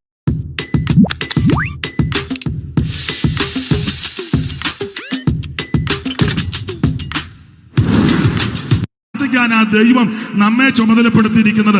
ആര് ഭരിച്ചാലും കൊള്ളാം, ആരിവിടെ അത് കാര്യങ്ങൾ നടത്തിയാലും കൊള്ളാം, തന്റെ ജനത്തെ ഭദ്രമായി സൂക്ഷിക്കുന്ന ഒരു ദൈവ സ്വർഗത്തിലുണ്ട്. അനർത്ഥ ദിവസത്തിൽ കൂടാരത്തിൽ ഒളിപ്പിച്ച് തിരുനിവാസത്തിന്റെ മറവിൽ നിന്നും മറച്ച് പാറമേൽ നിന്നെ ഉയർത്തുവാൻ കഴിവുള്ളൊരു ദൈവം നമുക്ക് വേണ്ടി സ്വർഗത്തിലുണ്ട്. വിശ്വസിക്കുന്നവർ ഇന്ന് രാത്രി ദൈവത്തിന് മഹത്വം കൊടുക്കുക.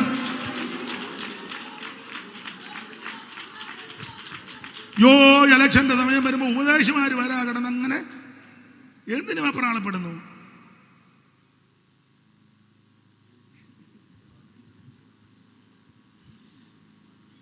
എടാ പൊട്ട,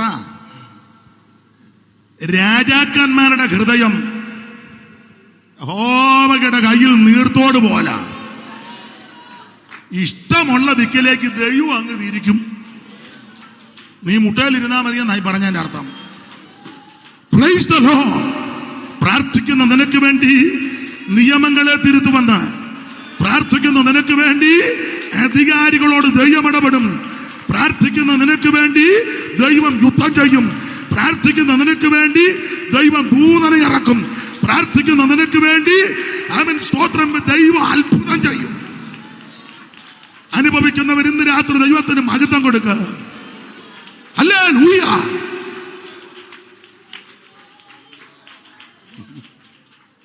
praise the Lord. Praise the Lord. അപ്പൊ ഇവരെല്ലാം കൂടെ ഒന്നിച്ചങ്ങ് കൂടി. ഫെലിസ്ത്യര് 5 പട്ടണത്തിലുള്ളവര്. ചെറിയ കേസല്ല, ഇവന്മാരെല്ലാം ഭയങ്കര ആറ്റം സൈസുകൾ. ആരാ? ഒന്നാമത് ഭയങ്കര നെടുപ്പവും മയവും മര്യാദയൊന്നും. നിങ്ങൾക്കറിയാമല്ലോ പ്രകൃതി. 17:4 വായിച്ചേ അമ്മാമേ. ശമൂവേലിന്റെ 1-ാം പുസ്തകം 17:4. ഇവന്റെ എല്ലാം പ്രകൃതി നിങ്ങൾക്കറിയാം, എന്നാലും ഒന്ന് വായിച്ചു. അപ്പോൾ ഫെലിസ്ത്യരുടെ പാളയത്തിൽ നിന്ന് ഗത്യനായ ഗോലിയാത്ത് പുറപ്പെട്ടു. അവൻ 6 മുഴോ ഒരു ചാണും എന്നെ പേടിച്ചിട്ട് വായിക്കാൻ നെടുപ്പമുള്ളവനായിരുന്നു. അവന് തലയിൽ ഒരു താമ്ര. അപ്പോൾ ഫെലിസ്ത്യരുടെ പാളയത്തിൽ നിന്ന് ഗത്യനായ ഗോലിയാത്ത് എന്നൊരു മല്ലൻ പുറപ്പെട്ടു വന്നു. അവൻ 6 മുഴവും 1 ചാൺ നെടുപ്പവും, അവന്റെ തലയിൽ വലിയ താമര ശിരസ്ത്രം, അവൻ 5000 ശേക്കൽ തൂക്കമുള്ള താമര കവചം ധരിച്ചു. അവന് കാൽച്ചട്ടിയും ചുമലിൽ താമരം കൊണ്ടൊരു വേലുമുണ്ട്. അവന്റെ കുന്തത്തിന്റെ തണ്ട് നെയ്ത്തുകാരന്റെ പടപ്പ് തടി പോലായിരുന്നെന്ന കുന്തത്തിന്റെ അലക് 600 ശേക്കൽ ഇരുമ്പ്. ഒരു പരിചയക്കാരൻ അവന്റെ മുമ്പേ നടക്കട്ടെ. ഈ ടൈപ്പ് സാധനങ്ങളാ പേര് ഇവരെല്ലാം കൂടെ ദാവീദിനെതിരെ ഒന്നിച്ചത്. അല്ല, ഞാനൂലെല്ലാം കൂടെ അല്ല, സ്തോത്രം, എല്ലാം കൊലവമ്പന്മാരാ. സ്തോത്രം. യബൂസൻ എന്ന് പറഞ്ഞാൽ ആ വാക്കിന്റെ അർത്ഥമൊക്കെ ഉണ്ട്. അവന്മാര് സിയോൻ കോട്ടെ കുടിയിരിപ്പ് ശക്തികളാണ്. ശാകല എണ്ണം കൂടെ ഒന്നിച്ചേച്ച് പറഞ്ഞു, ദാവീദിനെ കയറ്റരുത്, ഇവനെ കൊല്ലണം, ഇവനെ വകവരുത്തണം, ഇതോടെ തട്ടണം. അങ്ങനെ നിങ്ങളെ പറ്റിയൊക്കെ ചിലർ പറയും. ഇനി അവന് സഭ കൊടുക്കരുത്, അവൻ ശുശ്രൂഷിക്കാൻ ഇനി ഇടയാകരുത്, ഒറ്റ വേദിയിൽ അവനെ പോയി പണി നോക്കണമെന്ന് പറയണം. സ്തോത്രം, സ്തോത്രം. എടാ, ദൈവം നിന്നെ ഉയർത്താൻ പദ്ധതി ഇട്ടിട്ടുണ്ടെങ്കിൽ, ദൈവം നിന്നെ ആദരിക്കാൻ പ്ലാൻ ഇട്ടിട്ടുണ്ടെങ്കിൽ, നിനക്ക് വിരോധമായിട്ടുണ്ടാക്കുന്ന ഒരായുധവും ഫലിക്കത്തില്ല. സ്തോത്രം. അനുഭവിക്കുന്നവർ ദൈവത്തിന് മഹത്വം കൊടുക്കുക. Praise the Lord. തീയിൽ കൂടി കിടക്കുമ്പോൾ നീ വെന്തു പോകത്തില്ല, അഗ്നിയാലെ ഒന്നും നിന്നെ ദഹിപ്പിക്കത്തില്ല, നീ വെള്ളത്തിൽ കൂടി കിടന്ന് മുങ്ങിപ്പോകത്തുമില്ല. നിന്നെ പരിപാലിക്കുന്ന, സംരക്ഷിക്കുന്ന, സൂക്ഷിക്കുന്ന, രക്ഷിക്കുന്ന ഒരു ദൈവമുണ്ട്. പാട്ട് പാടരുതെന്ന് പറഞ്ഞാലും അന്ന് എന്നാ ചെയ്യാന്? തീയിൽ കൂടി നടന്നാൽ നീ വെന്തു പോകുമ്പോ പെരുവെള്ളങ്ങൾക്ക് നിന്നെ മുക്കാൻ കഴിയുമോ? തീയിൽ കൂടി നടന്നാൽ നീ വെന്തു പോകുമ്പോ പെരുവെള്ളങ്ങൾക്ക് നിന്നെ മുക്കാൻ കഴിയുമോ? ദുഃഖത്തിൽ ആശ്വാസമായി, രോഗത്തിൽ എൻ സൗഖ്യമായി, ഓരോ വിപത്തുകളിൽ ശാശ്വത ഭുജങ്ങളാൽ മറോടണച്ചിടും ഈ സ്നേഹസ്വരൂപൻ ആത്മസ്നേഹിതൻ. ഓ ശാശ്വത ഭുജങ്ങളാൽ മറോടണച്ചിടും ഈ സ്നേഹസ്വരൂപൻ ആത്മസ്നേഹിതൻ. മുൻപടയായി പിൻപടയായി അതിമേഘ തൂണുകൾ, സൈന്യങ്ങളിൽ അധിപൻ കൂടെയുള്ളതാ. ഓ മുൻപടയായി പിൻപടയായി അതിമേഘ തൂണുകൾ, സൈന്യങ്ങളിൽ അധിപൻ കൂടെയുള്ളതാ. യുദ്ധം യഹോവയ്ക്കുള്ള ഓർത്തുകൊള്ളുക, തൻ ശേഖ കൊടിക്കീഴിൽ ആശ്വാസം പ്രാപിക്കാം. ദുഃഖത്തിൽ ആശ്വാസമായി, രോഗത്തിൽ എൻ സൗഖ്യമായി, ഓരോ വിപത്തുകളിൽ ശാശ്വത ഭുജങ്ങളാൽ മാർവോടണച്ചിടും ഈ സ്നേഹസ്വരൂപൻ ആത്മസ്നേഹിതൻ. ഓ ശാശ്വത ഭുജങ്ങളാൽ മാറോടണച്ചിടും ഈ സ്നേഹസ്വരൂപൻ ആത്മസ്നേഹിതൻ. കരമുയർത്തി കർത്താവിന് മഹത്വം കൊടുക്ക. നിനക്ക് വിരോധമുണ്ടാകും ഒരായുധവും ഫലിക്കത്തില്ല. ഞാൻ എപ്പോഴും ചിലതൊക്കെ എൻ്റെ അനുഭവത്തിൽ നിന്നും കൂടെ ആയി പറയുന്നത്. മുമ്പേ കർത്തദാസൻ പറഞ്ഞതുപോലെ പുകഴ്ചയൊന്നും അല്ല, ഞാൻ ശരിക്കിരുന്ന് പ്രാർത്ഥിക്കും.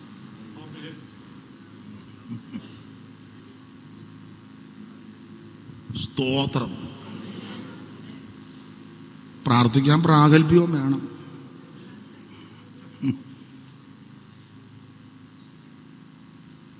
ഞാൻ ദൈവകൃപയെ ശരണപ്പെട്ട് പറയാം. വെളുപ്പിനെയൊക്കെ എഴുന്നേറ്റ് ഞാൻ താമ്പാറടിച്ച് പാട്ട് പാടി ആത്മാവി നിറയും. തമ്പേർ മേടിച്ച് വെച്ചിരിക്കും. വെളുപ്പിനെ ആമ്പാറടി. ഞാൻ വീട്ടിൽ തമ്പേറടിച്ച് പാടുമ്പം വീട്ടിലുള്ളവരെല്ലാം എൻ്റെ കൂടെ പാടുന്നില്ല. ആ വീട്ടിലൊരെണ്ണത്തിന് ഞാൻ കിടത്തുകയില്ല. ഇവിടെ ഇത് സുവിശേഷ വേലയ്ക്ക് കിട്ടുന്നതാ ഇതെല്ലാം. നീ ഇതെല്ലാം പൂണന്റെ തീറ്റി നിന്ന് വെച്ച് മാണ്ട് കിടന്ന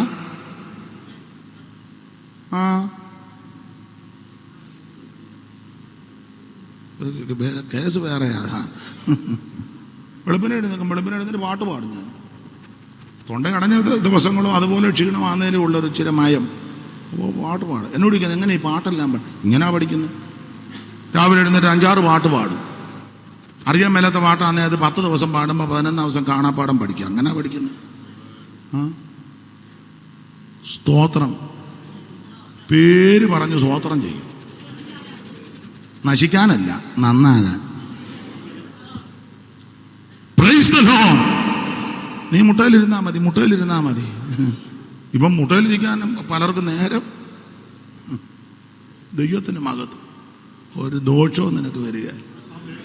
പുസ്തകം അങ്ങനെ പഠിക്കും. യഹോവയൊരു ദോഷവും തട്ടാതെ വേണ്ട നിന്നെ അവൻ നിന്റെ പ്രാണനെ പരിപാലിക്കും. യഹോവ നിന്റെ ഗമനത്തെയും ആഗമനത്തെയും ഇന്ന് മുതൽ എന്നേക്കും പരിപാലിക്കും. സ്തോത്രം. എന്നോടൊരിക്കലെ അടുത്ത കാലത്തൊരാൾ, ഇപ്പോഴല്ല, ഒരു 2 വർഷം മുമ്പ് ഒരാൾ ചോദിച്ചു, ഇനി വെളിയിലോട്ടൊന്നും പോക്ക് നടക്കുകയില്ലായിരിക്കും ഇല്ലയോ? അത് എല്ലാം കേൾക്കണ്ടെന്ന് ഓർത്ത് അങ്ങനെ ഞാൻ മനഃപൂർവ്വം പറഞ്ഞത്. ഇങ്ങോട്ട് കയറിയിരിക്കാൻ ഞാൻ പറഞ്ഞതല്ലേ. അതിനെ പിന്നെയും കൊഞ്ചു വലിയും പോലെ പുറകോട്ട് വലിഞ്ഞോട്ട്. ദൈവത്തിന് മഹത്വം. ദൈവം നിന്നെ ഉയർത്തും. ദൈവം നിന്നെ ആദരിക്കും. നീ വിശ്വസ്തയോടെ ദൈവത്തെ ഭജിച്ചാൽ മതി. പരമാർത്ഥികളെ, നീതിമാന്മാരെ, വിശ്വസ്തരെ മാനിക്കുന്നൊരു ദൈവം ഉണ്ടെന്നായി പറഞ്ഞു. അതിന് യോനാഥാൻ ദാവീദിനോട് ഗോതമ്പ് വയലിൽ വെച്ച് പറഞ്ഞത്, ദൈവം നിന്നെ ഉയർത്തും കേട്ടോ. ഞങ്ങളുടെ അച്ചായൻ ശരിയല്ല, പിന്നെ അച്ചായൻ്റെ വീട്ടിൽ താമസിക്കുമ്പം ശരിയല്ലെന്ന് പറഞ്ഞാൽ എങ്ങനെ, അതുകൊണ്ട് ഞാൻ അച്ചായൻ ശരിയല്ലെന്ന് പറഞ്ഞു. അതിനാ പറയണ്ട. ദൈവം നിന്നെ ഉയർത്തും. ദൈവം നിന്നെ രാജാവാക്കും. അതിന് കാരണം എന്നാന്ന് ചോദിച്ചാൽ ഞാനെപ്പോഴും പറയും, ദാവീദിന്റെ കയ്യിലും ശൗലിന്റെ കൈ കുന്തമാ, ദാവീദിന്റെ കൈ കിന്നരമാ. കിന്നരം നാളെ പറഞ്ഞ് ദാവീദിന്റെ കൈ കിന്നാരം ഉണ്ടെന്ന്. ദാവീദ് ആരോടും കിന്നാരത്തിനൊന്നും പോയില്ല. ഇന്നത്തെ മിക്ക ദാവീദും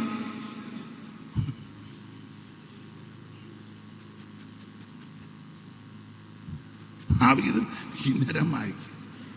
എൻ്റെ ഭാഷയെ പറഞ്ഞാൽ പുള്ളി ദൈവത്തെ ആരാധിക്കുക. അയാൾ കുന്തമായിട്ട് ഇങ്ങനെ ഇരിക്കുക കസേര. ആരെ കണ്ടാലും കുത്തം. വിചടിച്ച് ദാവീദിനെ കണ്ട ഒത്തിരി കുത്തിയതെല്ലാം ഭിത്തിയില്. ഭിത്തിക്ക് മുഴുവൻ തുളയെന്നും പുട്ടിയടിയാ. കൊട്ടാരത്തിലൊന്നും പെയിന്റർമാർ.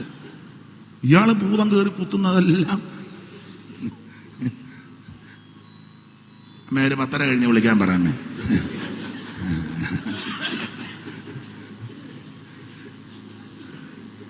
അമ്മ 8:30 കണ്ടാ പറഞ്ഞിറങ്ങിയത്. ഇനി അത് ആരുടെയാന്ന് അവർക്ക് 2 പേർക്കും അറിയാൻ മേല. അപ്പൊ ശ്രദ്ധിച്ചേ, ശൗലിന്റെ കയ്യിൽ കുന്തം, ദാവീദിന്റെ കയ്യിൽ കിന്നരം. കുന്തമെടുത്തവനൊടുവിൽ കുന്തത്തെ കയറി.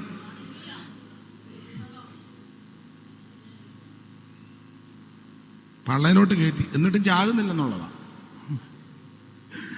വലിച്ചു കിടക്കുക. വലിച്ചപ്പോൾ പുള്ളി പുറകോട്ട് നോക്കിയപ്പോൾ ഒരുത്തൻ നിൽക്കുന്നു. നീ ആരാന്ന് ചോദിച്ചു. ഞാൻ മാലിക്, എന്നെ കൊല്ലടാന്ന് പറഞ്ഞു. അവള് പറയാം, എൻ്റെ ജീവൻ മുഴുവൻ എന്നിൽ ഇരിക്കുന്നത് പോകുന്നില്ലെന്ന്. ഈ കുന്തമായിട്ട് ഒത്തിരി ഓടിയതല്ലേ. സ്തോത്രം. കിന്നരം വായിച്ചവനോ ദൈവത്തിന് മഹത്വം. ഞാൻ ആ ഭാഗത്തേക്ക് പോകുന്നില്ല. വചനത്തിൽ തിട്ടം, വിശേഷിച്ച് മുണ്ടത്താനംകാർക്ക് വചനത്തിലൊക്കെ തിട്ടമുള്ളത് കൊണ്ടാണ് ആ റൂട്ടിൽ കൊണ്ടൊന്ന് പോയത്. അപ്പൊ എല്ലാവരും തനിക്ക് വിരോധമായി. ഫെലിസ്ത്യരും യബൂസ്യരും 5 പട്ടണക്കാർ എല്ലാം വിരോധമായി ഒന്നിച്ച് സംഘം ചേർന്നപ്പോൾ, അതുകൊണ്ടാണ് ദാവീദ് പറഞ്ഞത്, ജാതികൾ കലഹിക്കുന്നതും വംശങ്ങൾ വ്യർത്ഥമായത് നിരൂപിക്കുന്നതും എന്താ. ഞാൻ സങ്കീർത്തനമല്ല വിഷയം, പക്ഷെ അതിന്റെ 4-ാം വാക്യത്തിലാണെന്ന് സ്വർഗത്തിലിരിക്കുന്നവൻ ചിരിക്കുന്നെന്ന് അല്ലേ വായിച്ച്. സ്വർഗത്തിൽ വസിക്കുന്നവൻ ചിരിക്കുന്നു, അയ്യോ, കർത്താവ് സ്വർഗത്തിൽ വസിക്കുന്നവൻ ചിരിക്കുന്നു. ചിരിക്കുന്നു. 39-ാം സങ്കീർത്തനത്തിലും ഉണ്ട് സ്വർഗത്തിൽ വസിക്കുന്നവൻ. കർത്താവ് അവരെ നോക്കി. 39-13 അമ്മാമേ?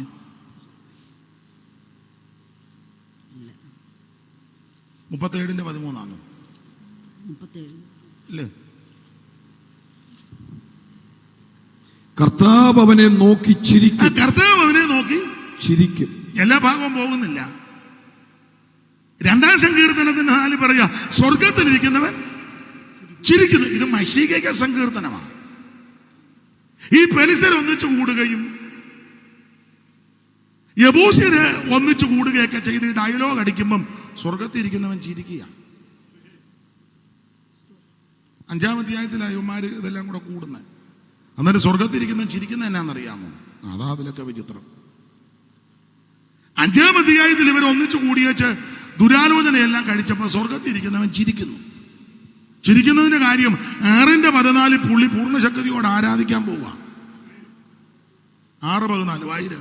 ശാമുവേലിന്റെ 2-ാം പുസ്തകം 6:14.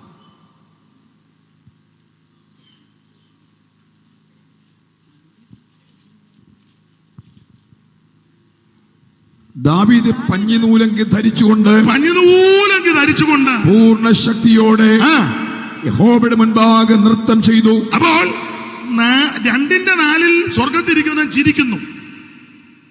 5-ാം അധ്യായത്തിന്റെ 5-ലും 5-18 യബൂസ്യനും പെലിസ്തനും ഒന്നിച്ചുകൂടി വ്യർത്ഥമായ നിരൂപണങ്ങൾ നടത്തുമ്പോൾ സ്വർഗത്തിരിക്കുന്നവൻ ചിരിക്കുന്നതിന്റെ കാര്യം, എടാ നിന്റെ ഈ നിരൂപണങ്ങളൊന്നും ഏക്കത്തില്ല.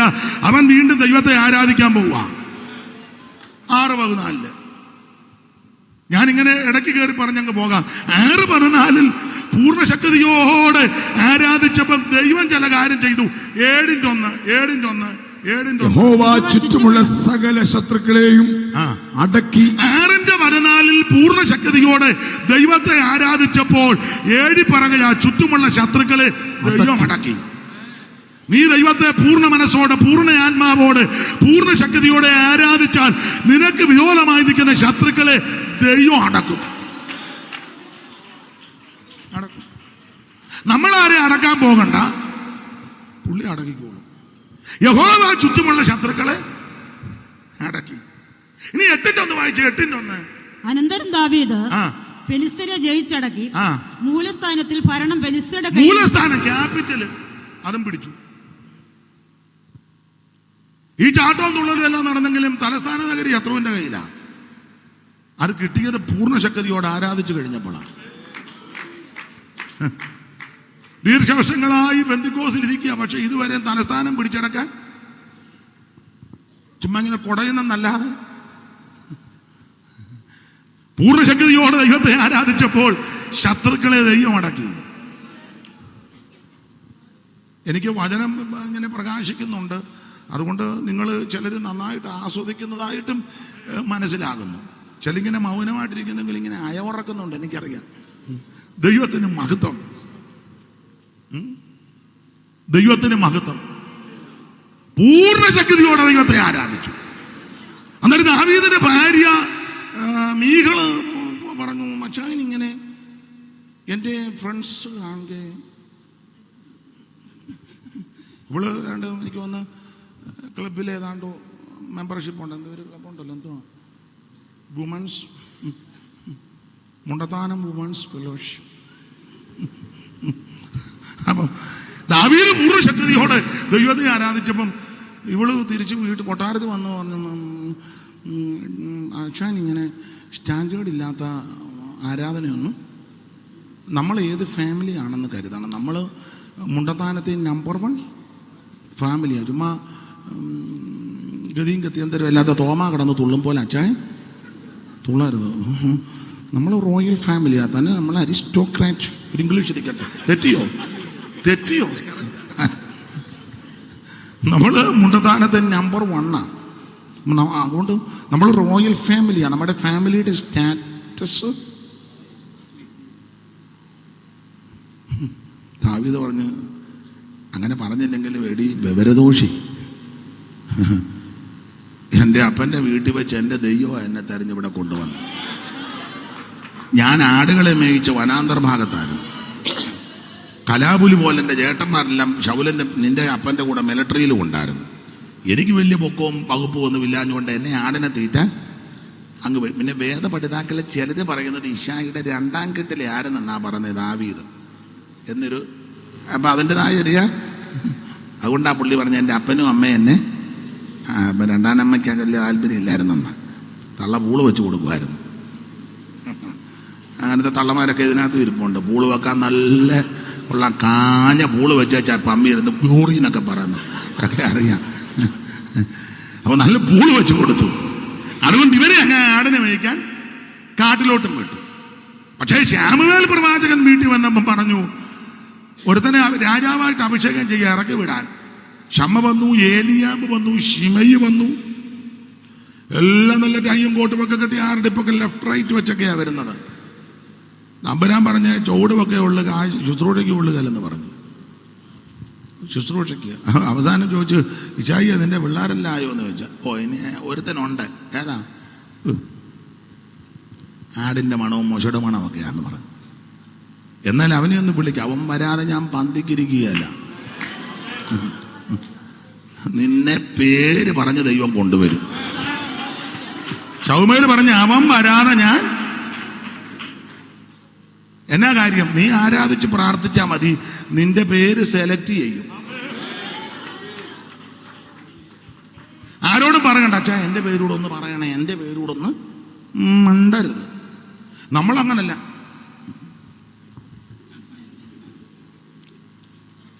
എന്നാ ഇനി ബോധം ഉണ്ടാകുന്നത്? അല്ല, പേര് പറയണമെന്ന് യോസേപ്പ് പറഞ്ഞു വിട്ടായിരുന്നു. കൊച്ചേട്ടൻ അവിടെ ചെല്ലുമ്പോൾ എൻ്റെ പേരൂടെ ഒന്ന്. കൊച്ചുവേട്ടൻ പറഞ്ഞു, അയ്യോ എന്നാ വർത്താനമാ പറയുന്നത്, ഞാൻ പിന്നെ ആരുടെ പേര് പറയാൻ അങ്ങോട്ട്. അവൻ അന്ന് മറന്നു, പക്ഷെ ദൈവം മറന്നില്ല. പേര് പറഞ്ഞ് വിളിപ്പിക്കും. ശമൂവേൽ പറഞ്ഞു, അവൻ വരാതെ ഞാൻ പന്തിക്കിരിക്കുകയല്ല. കൊണ്ടുവരാൻ പറഞ്ഞു, കൊണ്ടുവന്നു. ആടിനെ എല്ലാം കൂടെ നല്ല ഇടയൻ്റെ കയ്യിലോട്ട് കൊടുത്തേക്ക്. എൻ്റെ ഭാവനയാകട്ടോ, ഒരു വടിയുണ്ട്, പിന്നെ കോലുമുണ്ട്, കിന്നരവുമുണ്ട്. കോലും വടിയും ഇങ്ങനെ വെച്ച് കിന്നരം വായിച്ചുകൊണ്ട് വരിക ദാവീദ്. ഏത് പാട്ടാണെന്ന് ചോദിച്ചാൽ അന്ന് ഏതാ പാടിയെന്നൊന്നും എനിക്കറിയാമല്ല. ഇന്നാണെങ്കിൽ മിക്കവാറും ഇതായിരിക്കും സാധ്യത. യാഗ് നല്ല ഇടയൻ എന്നുമെൻ്റെ പാലകൻ ഇല്ലെനിക്കു എന്ന് പറഞ്ഞാൽ നിങ്ങൾ എന്നെ യോഗത്തിന് വിളിച്ചില്ലല്ലോ. ശൗമേൽ വന്നപ്പം എല്ലാരെയും വിളിച്ചില്ലയോ പന്തിക്ക്? എന്നെ വിളിച്ചില്ലല്ലോ യോഗത്തിന്. ഇല്ലെനിക്കു ഖേദമൊന്നുമേ, യാഗ് നല്ല ഇടയൻ എന്റെ പാലകൻ, ഇല്ലെനിക്കു ഖേദമൊന്നുമേ. ഇങ്ങനെ എന്റെ ഭാവനയാ. ഇങ്ങനെ കിന്നരം വായിച്ചു എന്തുവാ തൂര്യനാദത്തില്. രാഗം ഏതാണെന്നൊന്നും എനിക്കറിയാം. ഏത് രാഗമായിരിക്കും? പല രാഗമുണ്ട്. ഏതൊക്കെ രാഗം? അല്ല, സങ്കീർത്തനത്തിലെ നശിപ്പിക്കരുതെന്ന രാഗമാണോ? അല്ല,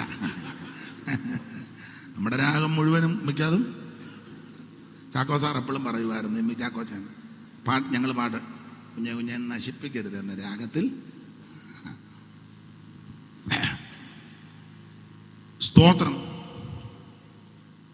ഏതായാലും കൊള്ളാൻ നല്ല തൂര്യ നാടത്തിലെ രാഗത്തിൽ പാട്ട് പാടി കിന്നരം വായിച്ച് ഇങ്ങോട്ട് വരും. എൻ്റെ ഭാവനയാ, ശൗമന്റെ കയ്യിലുള്ള തൈലക്കൊമ്പ് പറക്കാൻ തുടങ്ങി.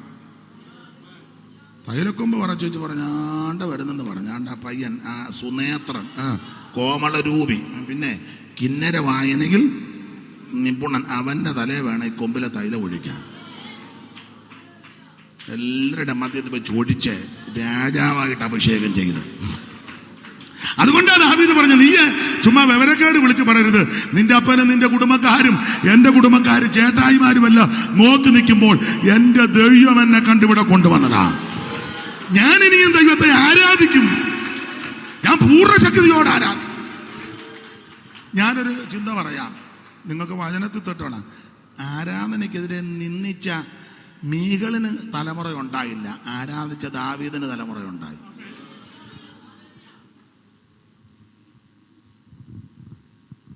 ആരാധനയെ പരിഹസിച്ച് നിന്നിച്ച് ആക്ഷേപിച്ച മീഹളിന് എന്റെ ഭാഷ കുഞ്ഞിക്കാല് കാണാൻ ഒത്തില്ല. പക്ഷെ ആരാധിച്ച ദാവീദിന് ദൈവം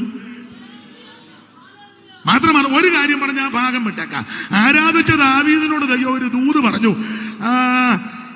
89-ാം സങ്കീർത്തനത്തിന്റെ 29 അറിവുള്ള വാക്യമാണ്. 89-29 പെട്ടെന്ന് വായിരും ഇനി ആന്റി. ഞാൻ അവന്റെ സന്തതിയെ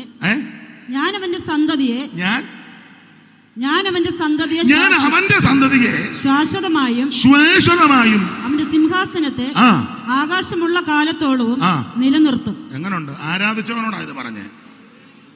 പൂർണ്ണശക്തിയോടെ ദൈവത്തെ ആരാധിച്ചവൻ, ദൈവത്തെ മഹത്വപ്പെടുത്തിയവനോട് പറയുക, ഞാൻ അവന്റെ സന്തതിയെ ആകാശമുള്ള കാലത്തോളം. Praise the Lord. ആരാധനയിൽ നിന്ദിച്ചവർക്ക് സന്തതി ഉണ്ടായില്ല, പക്ഷെ ആരാധിച്ച ദാവീദിന് തലമുറയുണ്ടായി. അത് ഊത് പറയുക, നിന്റെ സന്തതി ആകാശമുള്ള കാലത്തോളം. എല്ലാം എടുക്കാൻ നേരമില്ല. 35 കൂടെ വായിച്ചോ ചേർത്ത്. 35. ഞാൻ ദാവീദിനോട് ഞാൻ ഒരിക്കൽ എന്റെ വിശുദ്ധ കൈ കൊണ്ട് എന്റെ വിശുദ്ധിയെ കൊണ്ട് സത്യം ചെയ്തിരിക്കുന്നു. ദാവീദിനോട് ഞാൻ ഭോഷ്ക് പറയുകയില്ല. ഞാൻ ഒരിക്കൽ എന്റെ വിശുദ്ധിയെ കൊണ്ട് സത്യം ചെയ്തു. അടുത്തത് ദാവീദിനോട് ഞാൻ ഭോഷ്ക് പറയും. ആരാധിക്കുന്ന നിന്നോട് ഭോഷ്ക് പറയത്തില്ല. നിന്റെ തലമുറയെ ഉയർത്താമെന്ന് വാഗ്ദത്തം തന്നിട്ടുണ്ടെങ്കിൽ ഉയർത്തും. പ്രാർത്ഥിക്കുന്ന നിന്നോട് ദൈവം ഭോഷ്ക് പറയത്തില്ല. ഇത് ഭോഷ്കിന്റെ ദൈവമല്ല. बड़ी कंपनीज के साथ काम करना मेरे बचपन का सपना था और ये इंटर्नशिप मुझे उस सपने की तरफ पहला कदम बढ़ाने का अवसर देती है। इस अवसर को पाकर मैं बहुत खुश हूँ। मैं इस इंटर्नशिप को अपने करियर का एक महत्वपूर्ण मोड़ मानता हूँ। इस अनुभव से जितना हो सके मैं सीखूंगा और नए लोगों से भी मिलूंगा। आज कई युवा अपनी काबिलियत के दम पर टॉप कंपनियों में इंटर्नशिप के लिए ज्वाइन कर रहे हैं, सफलता के सफर पर निकल रहे हैं। अगर आप भी चयनित युवाओं में से एक हैं, तो जल्द ही अपनी दी हुई इंटर्नशिप की लोकेशंस पर पहुंचें और एक उज्जवल कल की ओर बढ़ें। प्रधानमंत्री इंटर्नशिप स्कीम, आपके सपनों की उड़ान। Learn from the best. अधिक जानकारी के लिए विजिट करें www.pminternship.mca.gov.in या टोल फ्री नंबर पर कॉल करें 1800-116-090। ഇപ്പോൾ സ്വത്രാഴ്ചയ്ക്കുള്ള സമയങ്ങളാണ്. അതിനായി നിയോഗിക്കപ്പെട്ടവർ ആ കാര്യങ്ങളെ ക്രമീകരിക്കണമെന്ന് ഓർപ്പിക്കുന്നു. ഇപ്പോൾ വേറൊരു ഗാനം പാടും. നമുക്കറിയാവുന്ന ഈ കൺവെൻഷന് അനവധിയായ ചിലവുണ്ട്. പ്രത്യേക സഹോദരിമാർ നടത്തുന്ന ഈ മീറ്റിംഗ് ആയതുകൊണ്ട് വളരെയധികം നമ്മൾ അവരെ സഹായിക്കേണ്ടത് ആവശ്യമാണ്. അതുകൊണ്ട് നമ്മുടെ കൈവശമുള്ള ഏറ്റവും നല്ലത് ഈ ശുശ്രൂഷയ്ക്ക് വേണ്ടി ഉപയോഗിക്കണമെന്ന് ഓർപ്പിക്കുന്നു. കർത്താനദാസൻ ഇപ്പോൾ നമുക്ക് വേണ്ടി ഒരു പാട്ട് പാടും. ആ സമയത്ത് സ്വത്രാഴ്ചകൾ എടുക്കാം.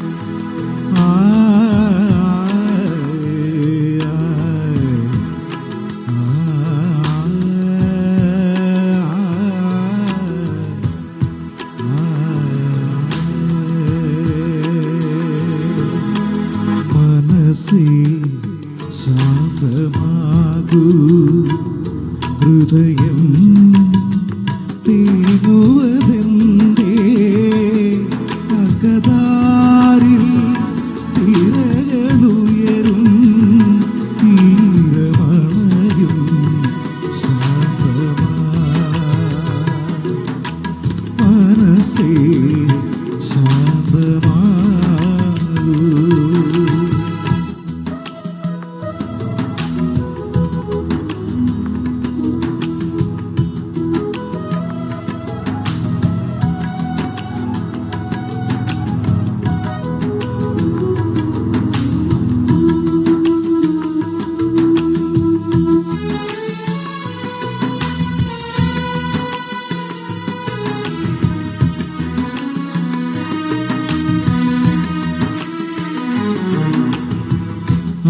മലകളിൻ ഘോരം അതികഠിനമാ പടകില്ലാകാതെ കേൾക്കുമ്പോ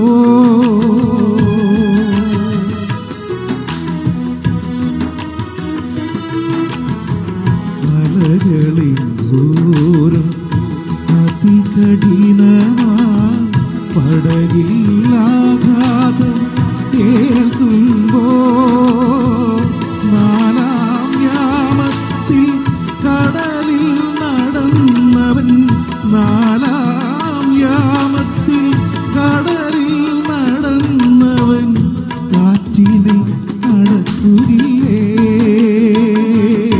അവൻ തിരകളെ ശാന്തമാക്കില്ലേ മനസ്സേ ശാന്തമാകൂ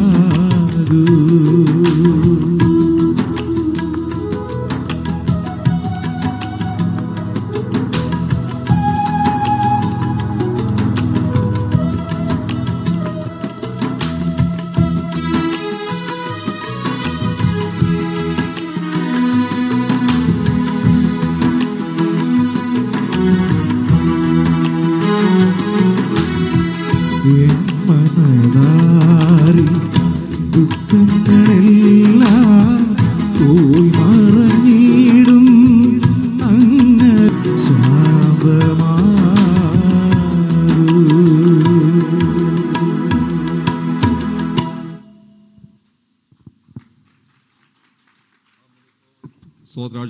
നിങ്ങൾക്ക് വേണ്ടി പ്രിയ P J James master IPM മുന്നോട്ട് കടന്നു വന്ന് നമ്മൾ പ്രാർത്ഥന സഹായിക്കുന്നതായിരിക്കും. ദൈവം നമ്മെ അനുഗ്രഹിക്കുമാറാകട്ടെ. Hallelujah, praise the Lord, praise the Lord, hallelujah. സ്തോത്രം.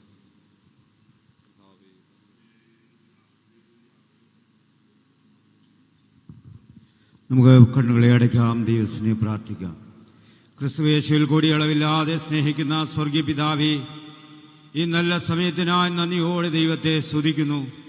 ഇതുവരെയും അനുഗ്രഹമേറിയ വചനം ഞങ്ങളുടെ ഉള്ളിൽ തരുവാൻ അവിടുന്ന് ഹിതം തോന്നിയതോർത്ത് നന്ദിയോടെ സ്തുതിക്കുന്നു. താവേ, ഇവിടുന്ന് മടങ്ങിപ്പോകുമ്പോൾ ഞങ്ങൾ പൂർണ്ണ ശക്തിയോടെ മടങ്ങിപ്പോകുവാൻ കർത്താവ് ഞങ്ങളെ ബലപ്പെടുത്തുമാറാകണമേ. നിരാശകളെയും ദുഃഖങ്ങളെയും എല്ലാം അകറ്റി താവേ സന്തോഷത്തോടെ ദൈവത്തെ സ്തുതിച്ച് മടങ്ങിപ്പോകുവാൻ ഞങ്ങളെ ബലപ്പെടുത്തിക്കൊള്ളുമാറാകണമേ. കർത്താവെ, വിശേഷിയാൽ ഈ കൺവെൻഷന്റെ അനുഗ്രഹത്തിന് വേണ്ടി കർത്താവെ വേർതിരിച്ച സ്തോത്ര കാഴ്ചയ്ക്കായി ഞങ്ങൾ നന്ദിയോടെ ദൈവത്തെ സ്തുതിക്കുന്നു. കർത്താവെ, ഇതിന്റെ പിന്നിൽ നിന്ന് പ്രവർത്തിക്കുന്ന ദൈവമക്കളെ അനുഗ്രഹിക്കുമാറാകണമേ. കർത്താവെ, ഇന്ന് രാത്രി ഹല്ലേലൂയ ഈ സ്തോത്ര കാഴ്ചയുടെ മേൽ കരം നീട്ടിയ ദൈവമക്കളെ എല്ലാം അനുഗ്രഹിക്കുമാറാകണമേ.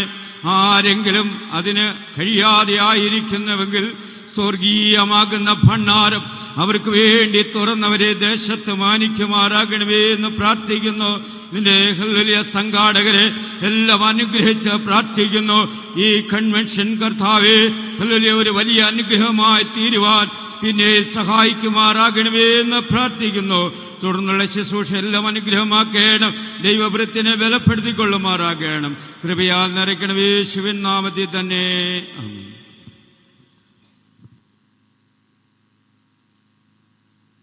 തുടർന്ന് വീണ്ടും നമുക്ക് ദൈവജനം ശ്രദ്ധിക്കാൻ വളരെ പ്രാർത്ഥനയോടെയായിരിക്കും.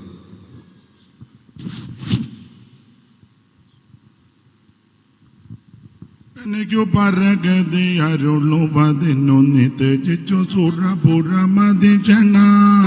എനിക്കു പരഗതി അരുളുവതിനു ത്യജിച്ചു സുരപുരമതിഷണാൽ. ദരിദ്രനകം ധന സമൃദ്ധി ലഭിക്കുവാൻ ദരിദ്ര നിലയിൽ ഭവിച്ചു നീ. ദരിദ്രനകം ധന സമൃദ്ധി ലഭിക്കുവാൻ ദരിദ്ര നിലയിൽ ഭവിച്ചു നീ.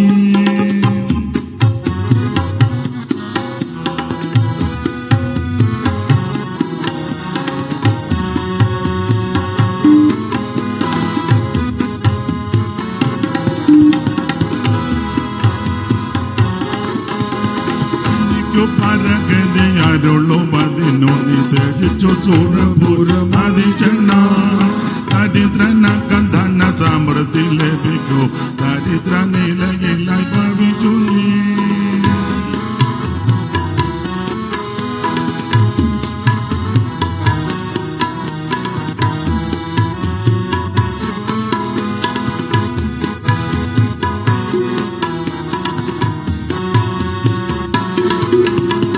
കരമുയർത്തി ദൈവത്തിന് മഹത്വം കരയേറ്റ. സ്വർഗത്തിലിരിക്കുന്നവൻ ചിരിക്കുന്നു. ആ ഭാഗം പറഞ്ഞേറ്റെടുത്ത വാക്യത്തോട് കൂറ് പുലർത്താം.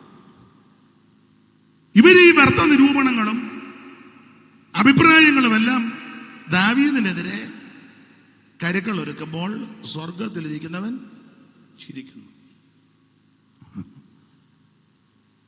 ഇത് ഞാൻ ഓർപ്പിച്ചല്ലോ, മശികയ സങ്കീർത്തനമാണ്. കർത്താവിനോട് ബന്ധപ്പെട്ട് ഇത് തന്നെ. ഇടയ്ക്ക് കയറി അങ്ങ് പറയാം, ഇടയ്ക്ക് കയറി പറയാം. നമ്മുടെ കർത്താവാകുന്ന ക്രിസ്തുവേശു മനുഷ്യവർഗത്തിന്റെ പാപത്തിന്റെ പരിഹാരത്തിന് സ്വർഗമഹിമകൾ വെടിഞ്ഞ് ഈ താണലോകത്തിൽ ഇറങ്ങി നിന്ന് കന്യാസൂനുമായി ഈ ഭൂമിയിൽ അവതരിച്ച് നാടെങ്ങും നന്മ സുവിശേഷിച്ച് നാനാവ്യാധികളാലും ബാധകളാലും വലഞ്ഞവരെ യേശു സൗഖ്യമാക്കി.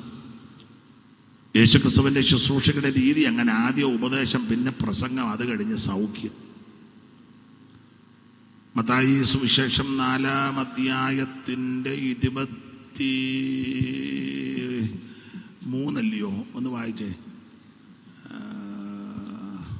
യേശു പിന്നെയും ഗലീലൊക്കെയും ചുറ്റി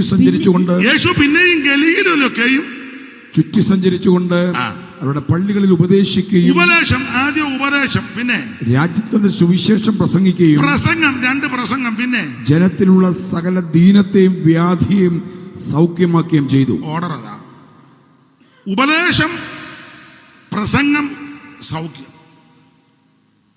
ഇപ്പൊ നേരെ തലതിരിവാന്നല്ലോ മൊത്തം. ഒരു വാക്യം കൂടെ വായിച്ചു ഉറപ്പിക്കാനാ. 9:35 മത്തായി. യേശു പട്ടണം തോറും ഗ്രാമം തോറും സഞ്ചരിച്ച് അവരുടെ പള്ളികളിൽ ഉപദേശിച്ചു രാജ്യത്തിന്റെ സുവിശേഷം പ്രസംഗിച്ചു സകലവിധ ദീനവും വ്യാധിയും സൗഖ്യമാക്കി. അവിടെ ഓർഡർ ഇതാ: ഉപദേശം, പ്രസംഗം, രോഗശാന്തി. ഇന്നിപ്പോ നേരെ വെളിവില്ലാത്തവനെല്ലാം ഇറങ്ങിയിട്ടുണ്ട്. ആദ്യ സൗഖ്യം അത് ഇന്നുമുണ്ട്, പിന്നെ ഒരു ചെറിയ പ്രസംഗവും ഉണ്ട്, അതുകൊണ്ട്. പക്ഷെ ഉപദേശം മാത്രം അല്ല. ഉപദേശമാരും ഇപ്പൊ ഇല്ല. എല്ലാ റവറന്റ് ഡോക്ടർ ഉപദേശമാരും ഇല്ല. എല്ലാം ഡോക്ടർമാരാ. അതിന് വിശ്വാസിക്ക് മുഴുവൻ ദീനോവാ. തമാശ പറഞ്ഞതല്ല, മുഴുവൻ ഡോക്ടറാണ്. അതാരാ? അത് ഡോക്ടർ സാൻകുട്ടി, ഇത് ഡോക്ടർ തങ്കച്ചൻ, ഇത് ഡോക്ടർ പാപ്പി. കാപ്പ് കുടിക്കാൻ പോലും വകുപ്പില്ല, എന്നാലും ഡോക്ടർ. വിശ്വാസിക്ക് മുഴുവൻ ദീനോ. ആരാധന കഴിഞ്ഞ ഡോക്ടർ ആ വണ്ടിയിൽ ആശുപത്രിയിലോട്ട് കൊണ്ടുപോകുന്നത്. ഞാൻ പറഞ്ഞ മനസ്സിലാകുന്നില്ലേ? പിന്നെ ഇങ്ങനെ ഇരിക്കുന്നേ. ദൈവത്തിന് മഹത്വം. യേശുക്രിസ്തുവിന്റെ ശുശ്രൂഷ ഏത് ഉപദേശം, പിന്നെ പ്രസംഗം, അത് കഴിഞ്ഞ് സൗഖ്യം. ഇത് 3 ഉണ്ട്. പക്ഷെ ഇന്ന് ചിലയിടത്ത് 2 ഉള്ളൂ: സൗഖ്യം, ഒരു ചെറിയ പ്രസംഗം, ഉപദേശമില്ല. കർത്താവ് വെച്ച വ്യവസ്ഥ ഇതാ. എന്തുവാ?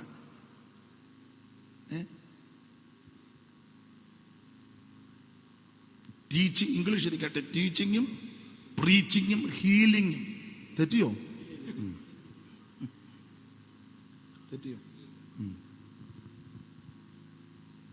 അച്ചകുഞ്ചാൻ അവിടെ നിന്ന് ചിരിക്കുന്നു. ഇംഗ്ലീഷൊക്കെ പറയാറായോ എന്നായിരിക്കും. ഒന്ന് പരിശ്രമിച്ച് നോക്കുക.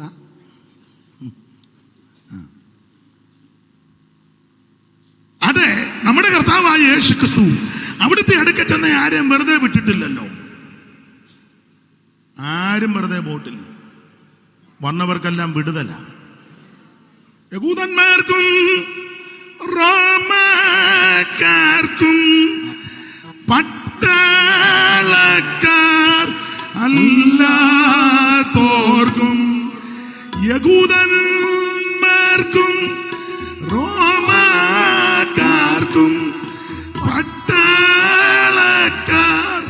അല്ലാത്തോർക്കും ഇഷ്ടം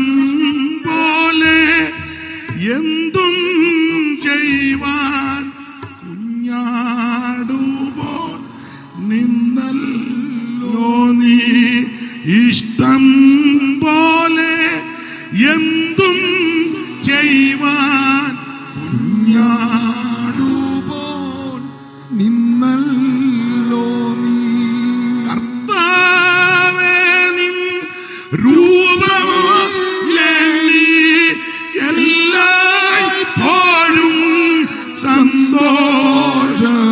അപ്പൊ ശ്രദ്ധിക്കുക, വന്നവർക്കെല്ലാം വിടുതല സൗഖ്യവും, മാത്രമല്ല ഉപദേശവും പറഞ്ഞു, പ്രസംഗവും ഉണ്ട്, സൗഖ്യവും. അവിടുന്ന് ഈ ശുശ്രൂഷകളെല്ലാം ചെയ്ത് മരിച്ചവരെ ഉയർപ്പിച്ച് സകല ദീനത്തിനും ആമേൻ സൗഖ്യം വരുത്തി, സകല ദീനക്കാർക്ക് സൗഖ്യം വരുത്തി. ഒടുവിൽ തിരുവെടുത്ത് അവിടത്തെ പറ്റി നിർണയിച്ചു വെച്ചത് കൊണ്ട് കൊരിന്ത്യലേഖനം 1:15 പൗലോസ് അത് വ്യക്തമായി പറഞ്ഞല്ലോ. തിരുവെഴുത്തിൻ പ്രകാരം ആമേൻ ഞാനിങ്ങനെ പറഞ്ഞ ജനിച്ച് മരിച്ച് അടക്കപ്പെട്ട് അവിടുന്ന് ഉയർത്തു യേശു ക്രിസ്തു. അപ്പൊ തിരുവെടുത്ത് പറഞ്ഞതുപോലെ അവിടുന്ന് കഷ്ടാനുഭവങ്ങളിൽ കൂടി പോകുകയാണ്. മുഖത്തെ രോമമെല്ലാം പിഴുതെടുക്ക്, കണ്ണ് മൂടിക്കെട്ട്, കന്നത്ത് അടിയേറ്റ്, കാർക്കിച്ച് തുപ്പലേറ്റ്, മുതുക ഉടവിചാല് പോലെ നീളത്തെ കീറപ്പെട്ട്, കണ്ടാൽ ആളല്ലെന്ന് തോന്നുമാർ വിരൂപമാക്കപ്പെട്ട യേശു അടിച്ചും ആമെ ഉപദ്രവിച്ചും ആക്ഷേപിച്ചും പരിഹസിച്ചും അവിടുത്തെ ആമെ ആ കാൽവറിയിലേക്ക് നടന്നു നീങ്ങുകയാണ്. എന്തിനേറെ അവിടെ ചെന്ന് ക്രൂശിൽ ആണികളാൽ തറയ്ക്കപ്പെട്ട് ഒടുവിൽ അവിടുന്ന് ഉറക്ക നിലവിളിച്ച് പ്രാണനെ വിട്ടു. മരിച്ചെന്ന് ഉറപ്പ് വരുത്തുവാൻ വിലാപ്പുറത്ത് കുത്തി രക്തവും വെള്ളവും ചാടിപ്പുറപ്പെട്ടു. എനിക്ക് തോന്നുന്നത് പി വി തൊമ്മിയാന്ന് തോന്നുന്ന ഒരു വരി എഴുതി, പാടാൻ വലിയ സ്വരവും ട്യൂണും അതില്ല. ആ വരി ഇങ്ങനെ: കരുണയില്ലാത്ത പടയാളിയോരു പെരിയ കുന്തം അങ്ങെടുത്തു, കരുണയില്ലാത്ത പടയാളിയോരു പെരിയ കുന്തം അങ്ങെടുത്തു, ഊത്തി തുറന്നു ചങ്കിൽ നുടനെ ഒഴുകി ജലവും രക്തവും ഉടനെ, ഊത്തി തുറന്നു ചങ്കിൽ നുടനെ ഒഴുകി ജലവും രക്തവും ഉടനെ.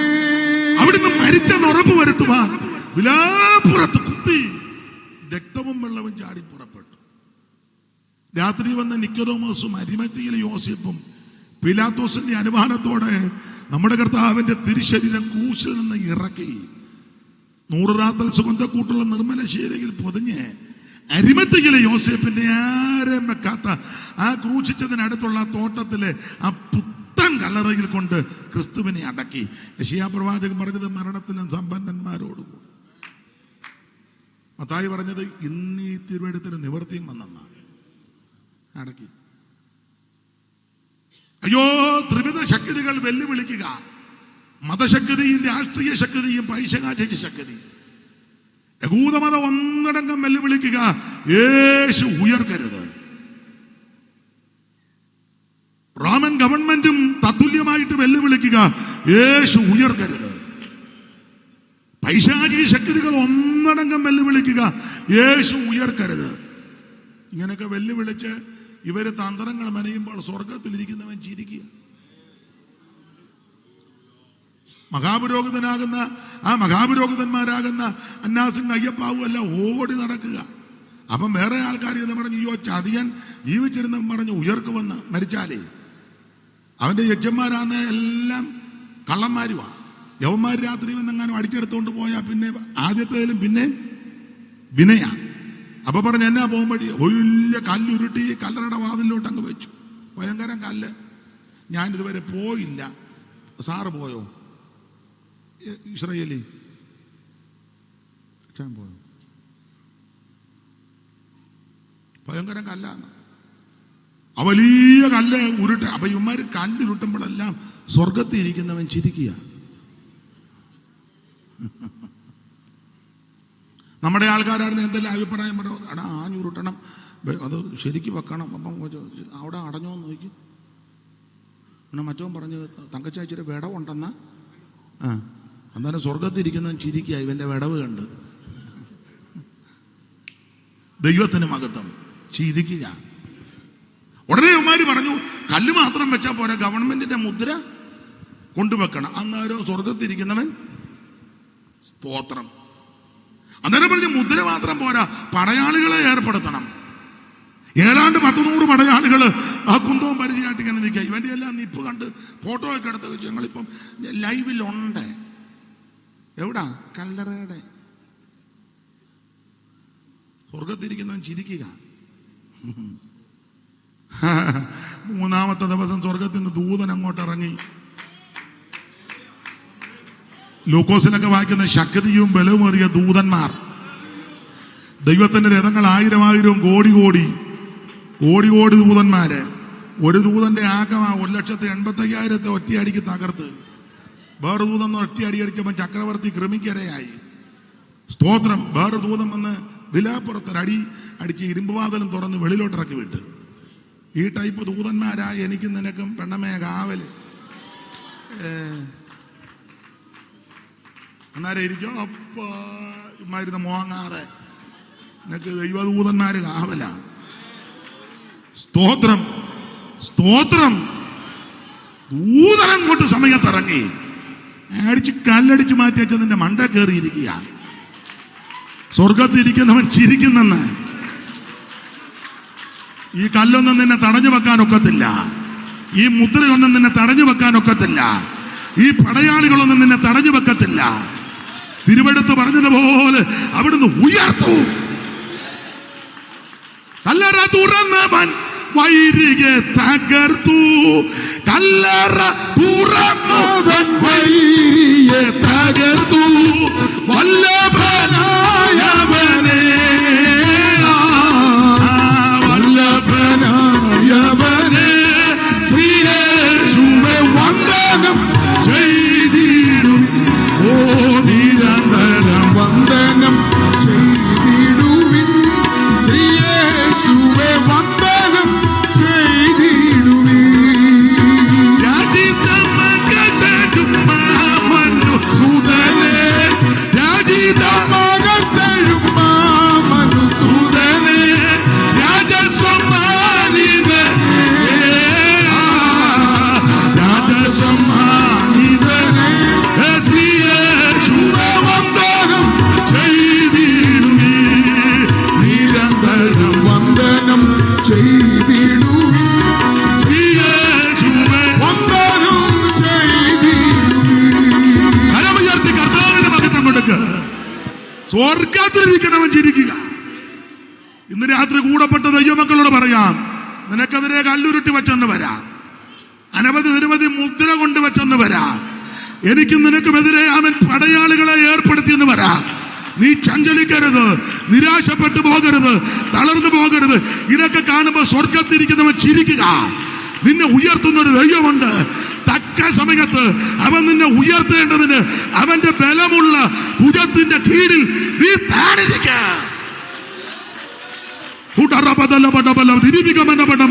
ഇന്ന് രാത്രി നിനക്ക് വേണ്ടി ദൈവ യുദ്ധം ചെയ്യും. ഇന്ന് രാത്രി അവൻ കോട്ടകളെ ഇടിക്കുന്ന ദൈവശക്തി. ഇന്ന് രാത്രി ദൈവം നിനക്ക് വേണ്ടി അത്ഭുതം ചെയ്യാൻ പോവുകയാ. അനുഭവിക്കുന്നവർ ഈ രാത്രി ദൈവത്തിന് മഹത്വം കൊടുക്കുക. ദൈവത്തിന് മഹത്വം കൊടുക്കുക. ദൈവം നിനക്ക് വേണ്ടി യുദ്ധം ചെയ്യാൻ പോവുകയാ. ഇന്ന് രാത്രി ദൈവം നിനക്ക് വേണ്ടി ഇറങ്ങി പ്രവർത്തിക്കും. കോട്ടകളെ ഇടിക്കുന്ന ദൈവശക്തി. ഞങ്ങളുടെ പോരിന്റെ ആയുധം ജഡീകമല്ല. बिजली का बिल, किराना, स्कूल फीस सब हो गया.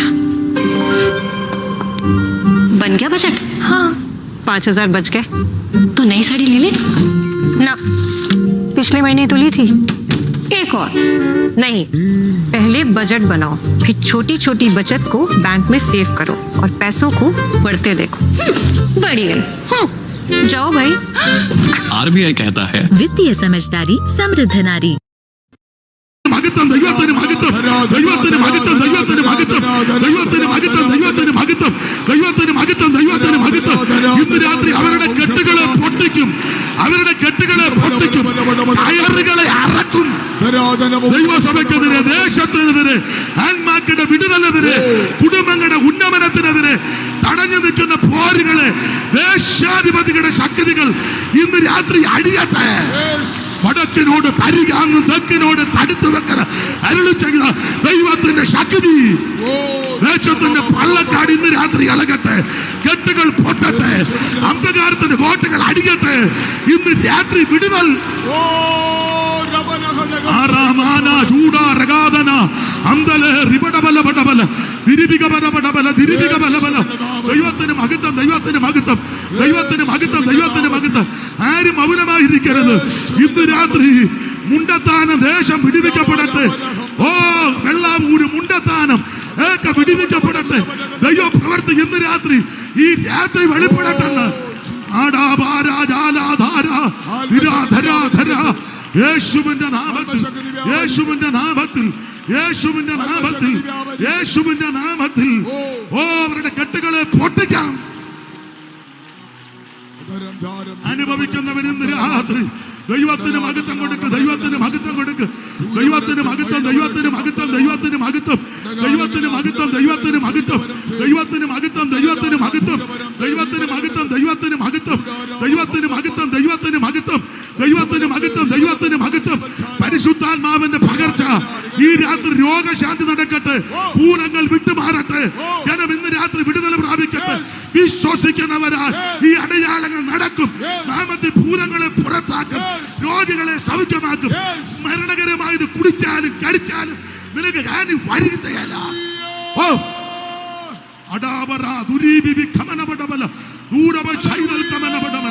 ഓ ദൈവത്തിന് മഹത്വം.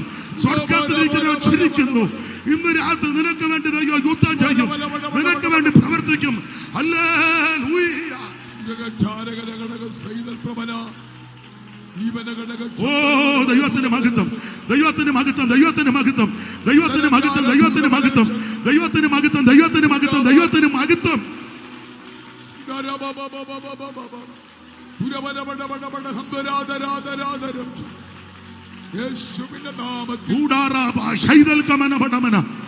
ഓ ഇന്ന് രാത്രി വിടുതൽ, വിടുതൽ, വിടുതൽ. ഇവിടെ ഇരുന്ന് ആരാധിക്കുമ്പോൾ നിന്റെ ഭവനത്തിന്റെ അകത്ത് ദൈവം വിടുതലയക്കട്ടെ, സന്തതികളുടെ മേൽ ദൈവം വിടുതലയക്കട്ടെ, ദേശത്തിന്റെ കെട്ടുകളെ പൊട്ടിക്കട്ടെ, ദേശാധിപതിയുടെ ശക്തികൾ ഇന്ന് രാത്രി അടിഞ്ഞു മാറട്ടെ, അന്ധകാരത്തിന്റെ കോട്ടകൾ ഈ രാത്രി അടികട്ടെ. ജാതികൾ കലഹിക്കുന്നതും വംശങ്ങൾ വ്യർത്ഥമായത് നിരൂപിക്കുന്നത് എന്ത്? സ്വർഗത്തിലിരിക്കുന്നവൻ ചിരിക്കുക.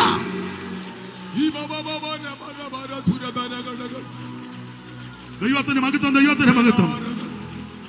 കരമുയർത്തി ഹല്ലേലൂയ പാടാം. ഒരിക്കൽ കൂടി ഹല്ലേലൂയ പാടാം. ഞാന് ദീർഘമാക്കുന്നില്ല. ഇപ്പം നിർത്തണോ അതോ ഇസ്മാമേ നിർത്തട്ടെ?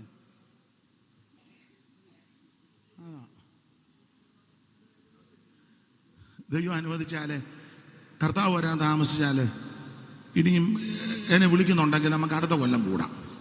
അടുത്ത കൊല്ലം വേണേ ഒരു 2 ദിവസം അങ്ങ് പറയാം. എന്താ? സ്തോത്രം. ഞാൻ അച്ചായനോട് പറഞ്ഞു, എന്തുവാന്ന് പറഞ്ഞു, എൻ്റെ മട്ടം പിടിച്ചതേ ഉള്ളു, ഭാഗത്തേക്ക് വന്നില്ല. ദൈവത്തിന് മഹത്വം. വഴിയിൽ വെച്ച് നശിക്കരുത്. നിന്റെ വഴിയിൽ നിനക്കെതിരെ വരുന്നുണ്ട്. ഏതായാലും എടുത്ത വാക്യത്തോട് കൂറ് പുലർത്തുകൊണ്ട് ഒരു വാക്യം വായിച്ച് നിർത്താം. വഴിയിൽ വെച്ച് നശിക്കരുതെന്നല്ലേ? വഴി നശിപ്പിക്കാൻ ആളുണ്ട്.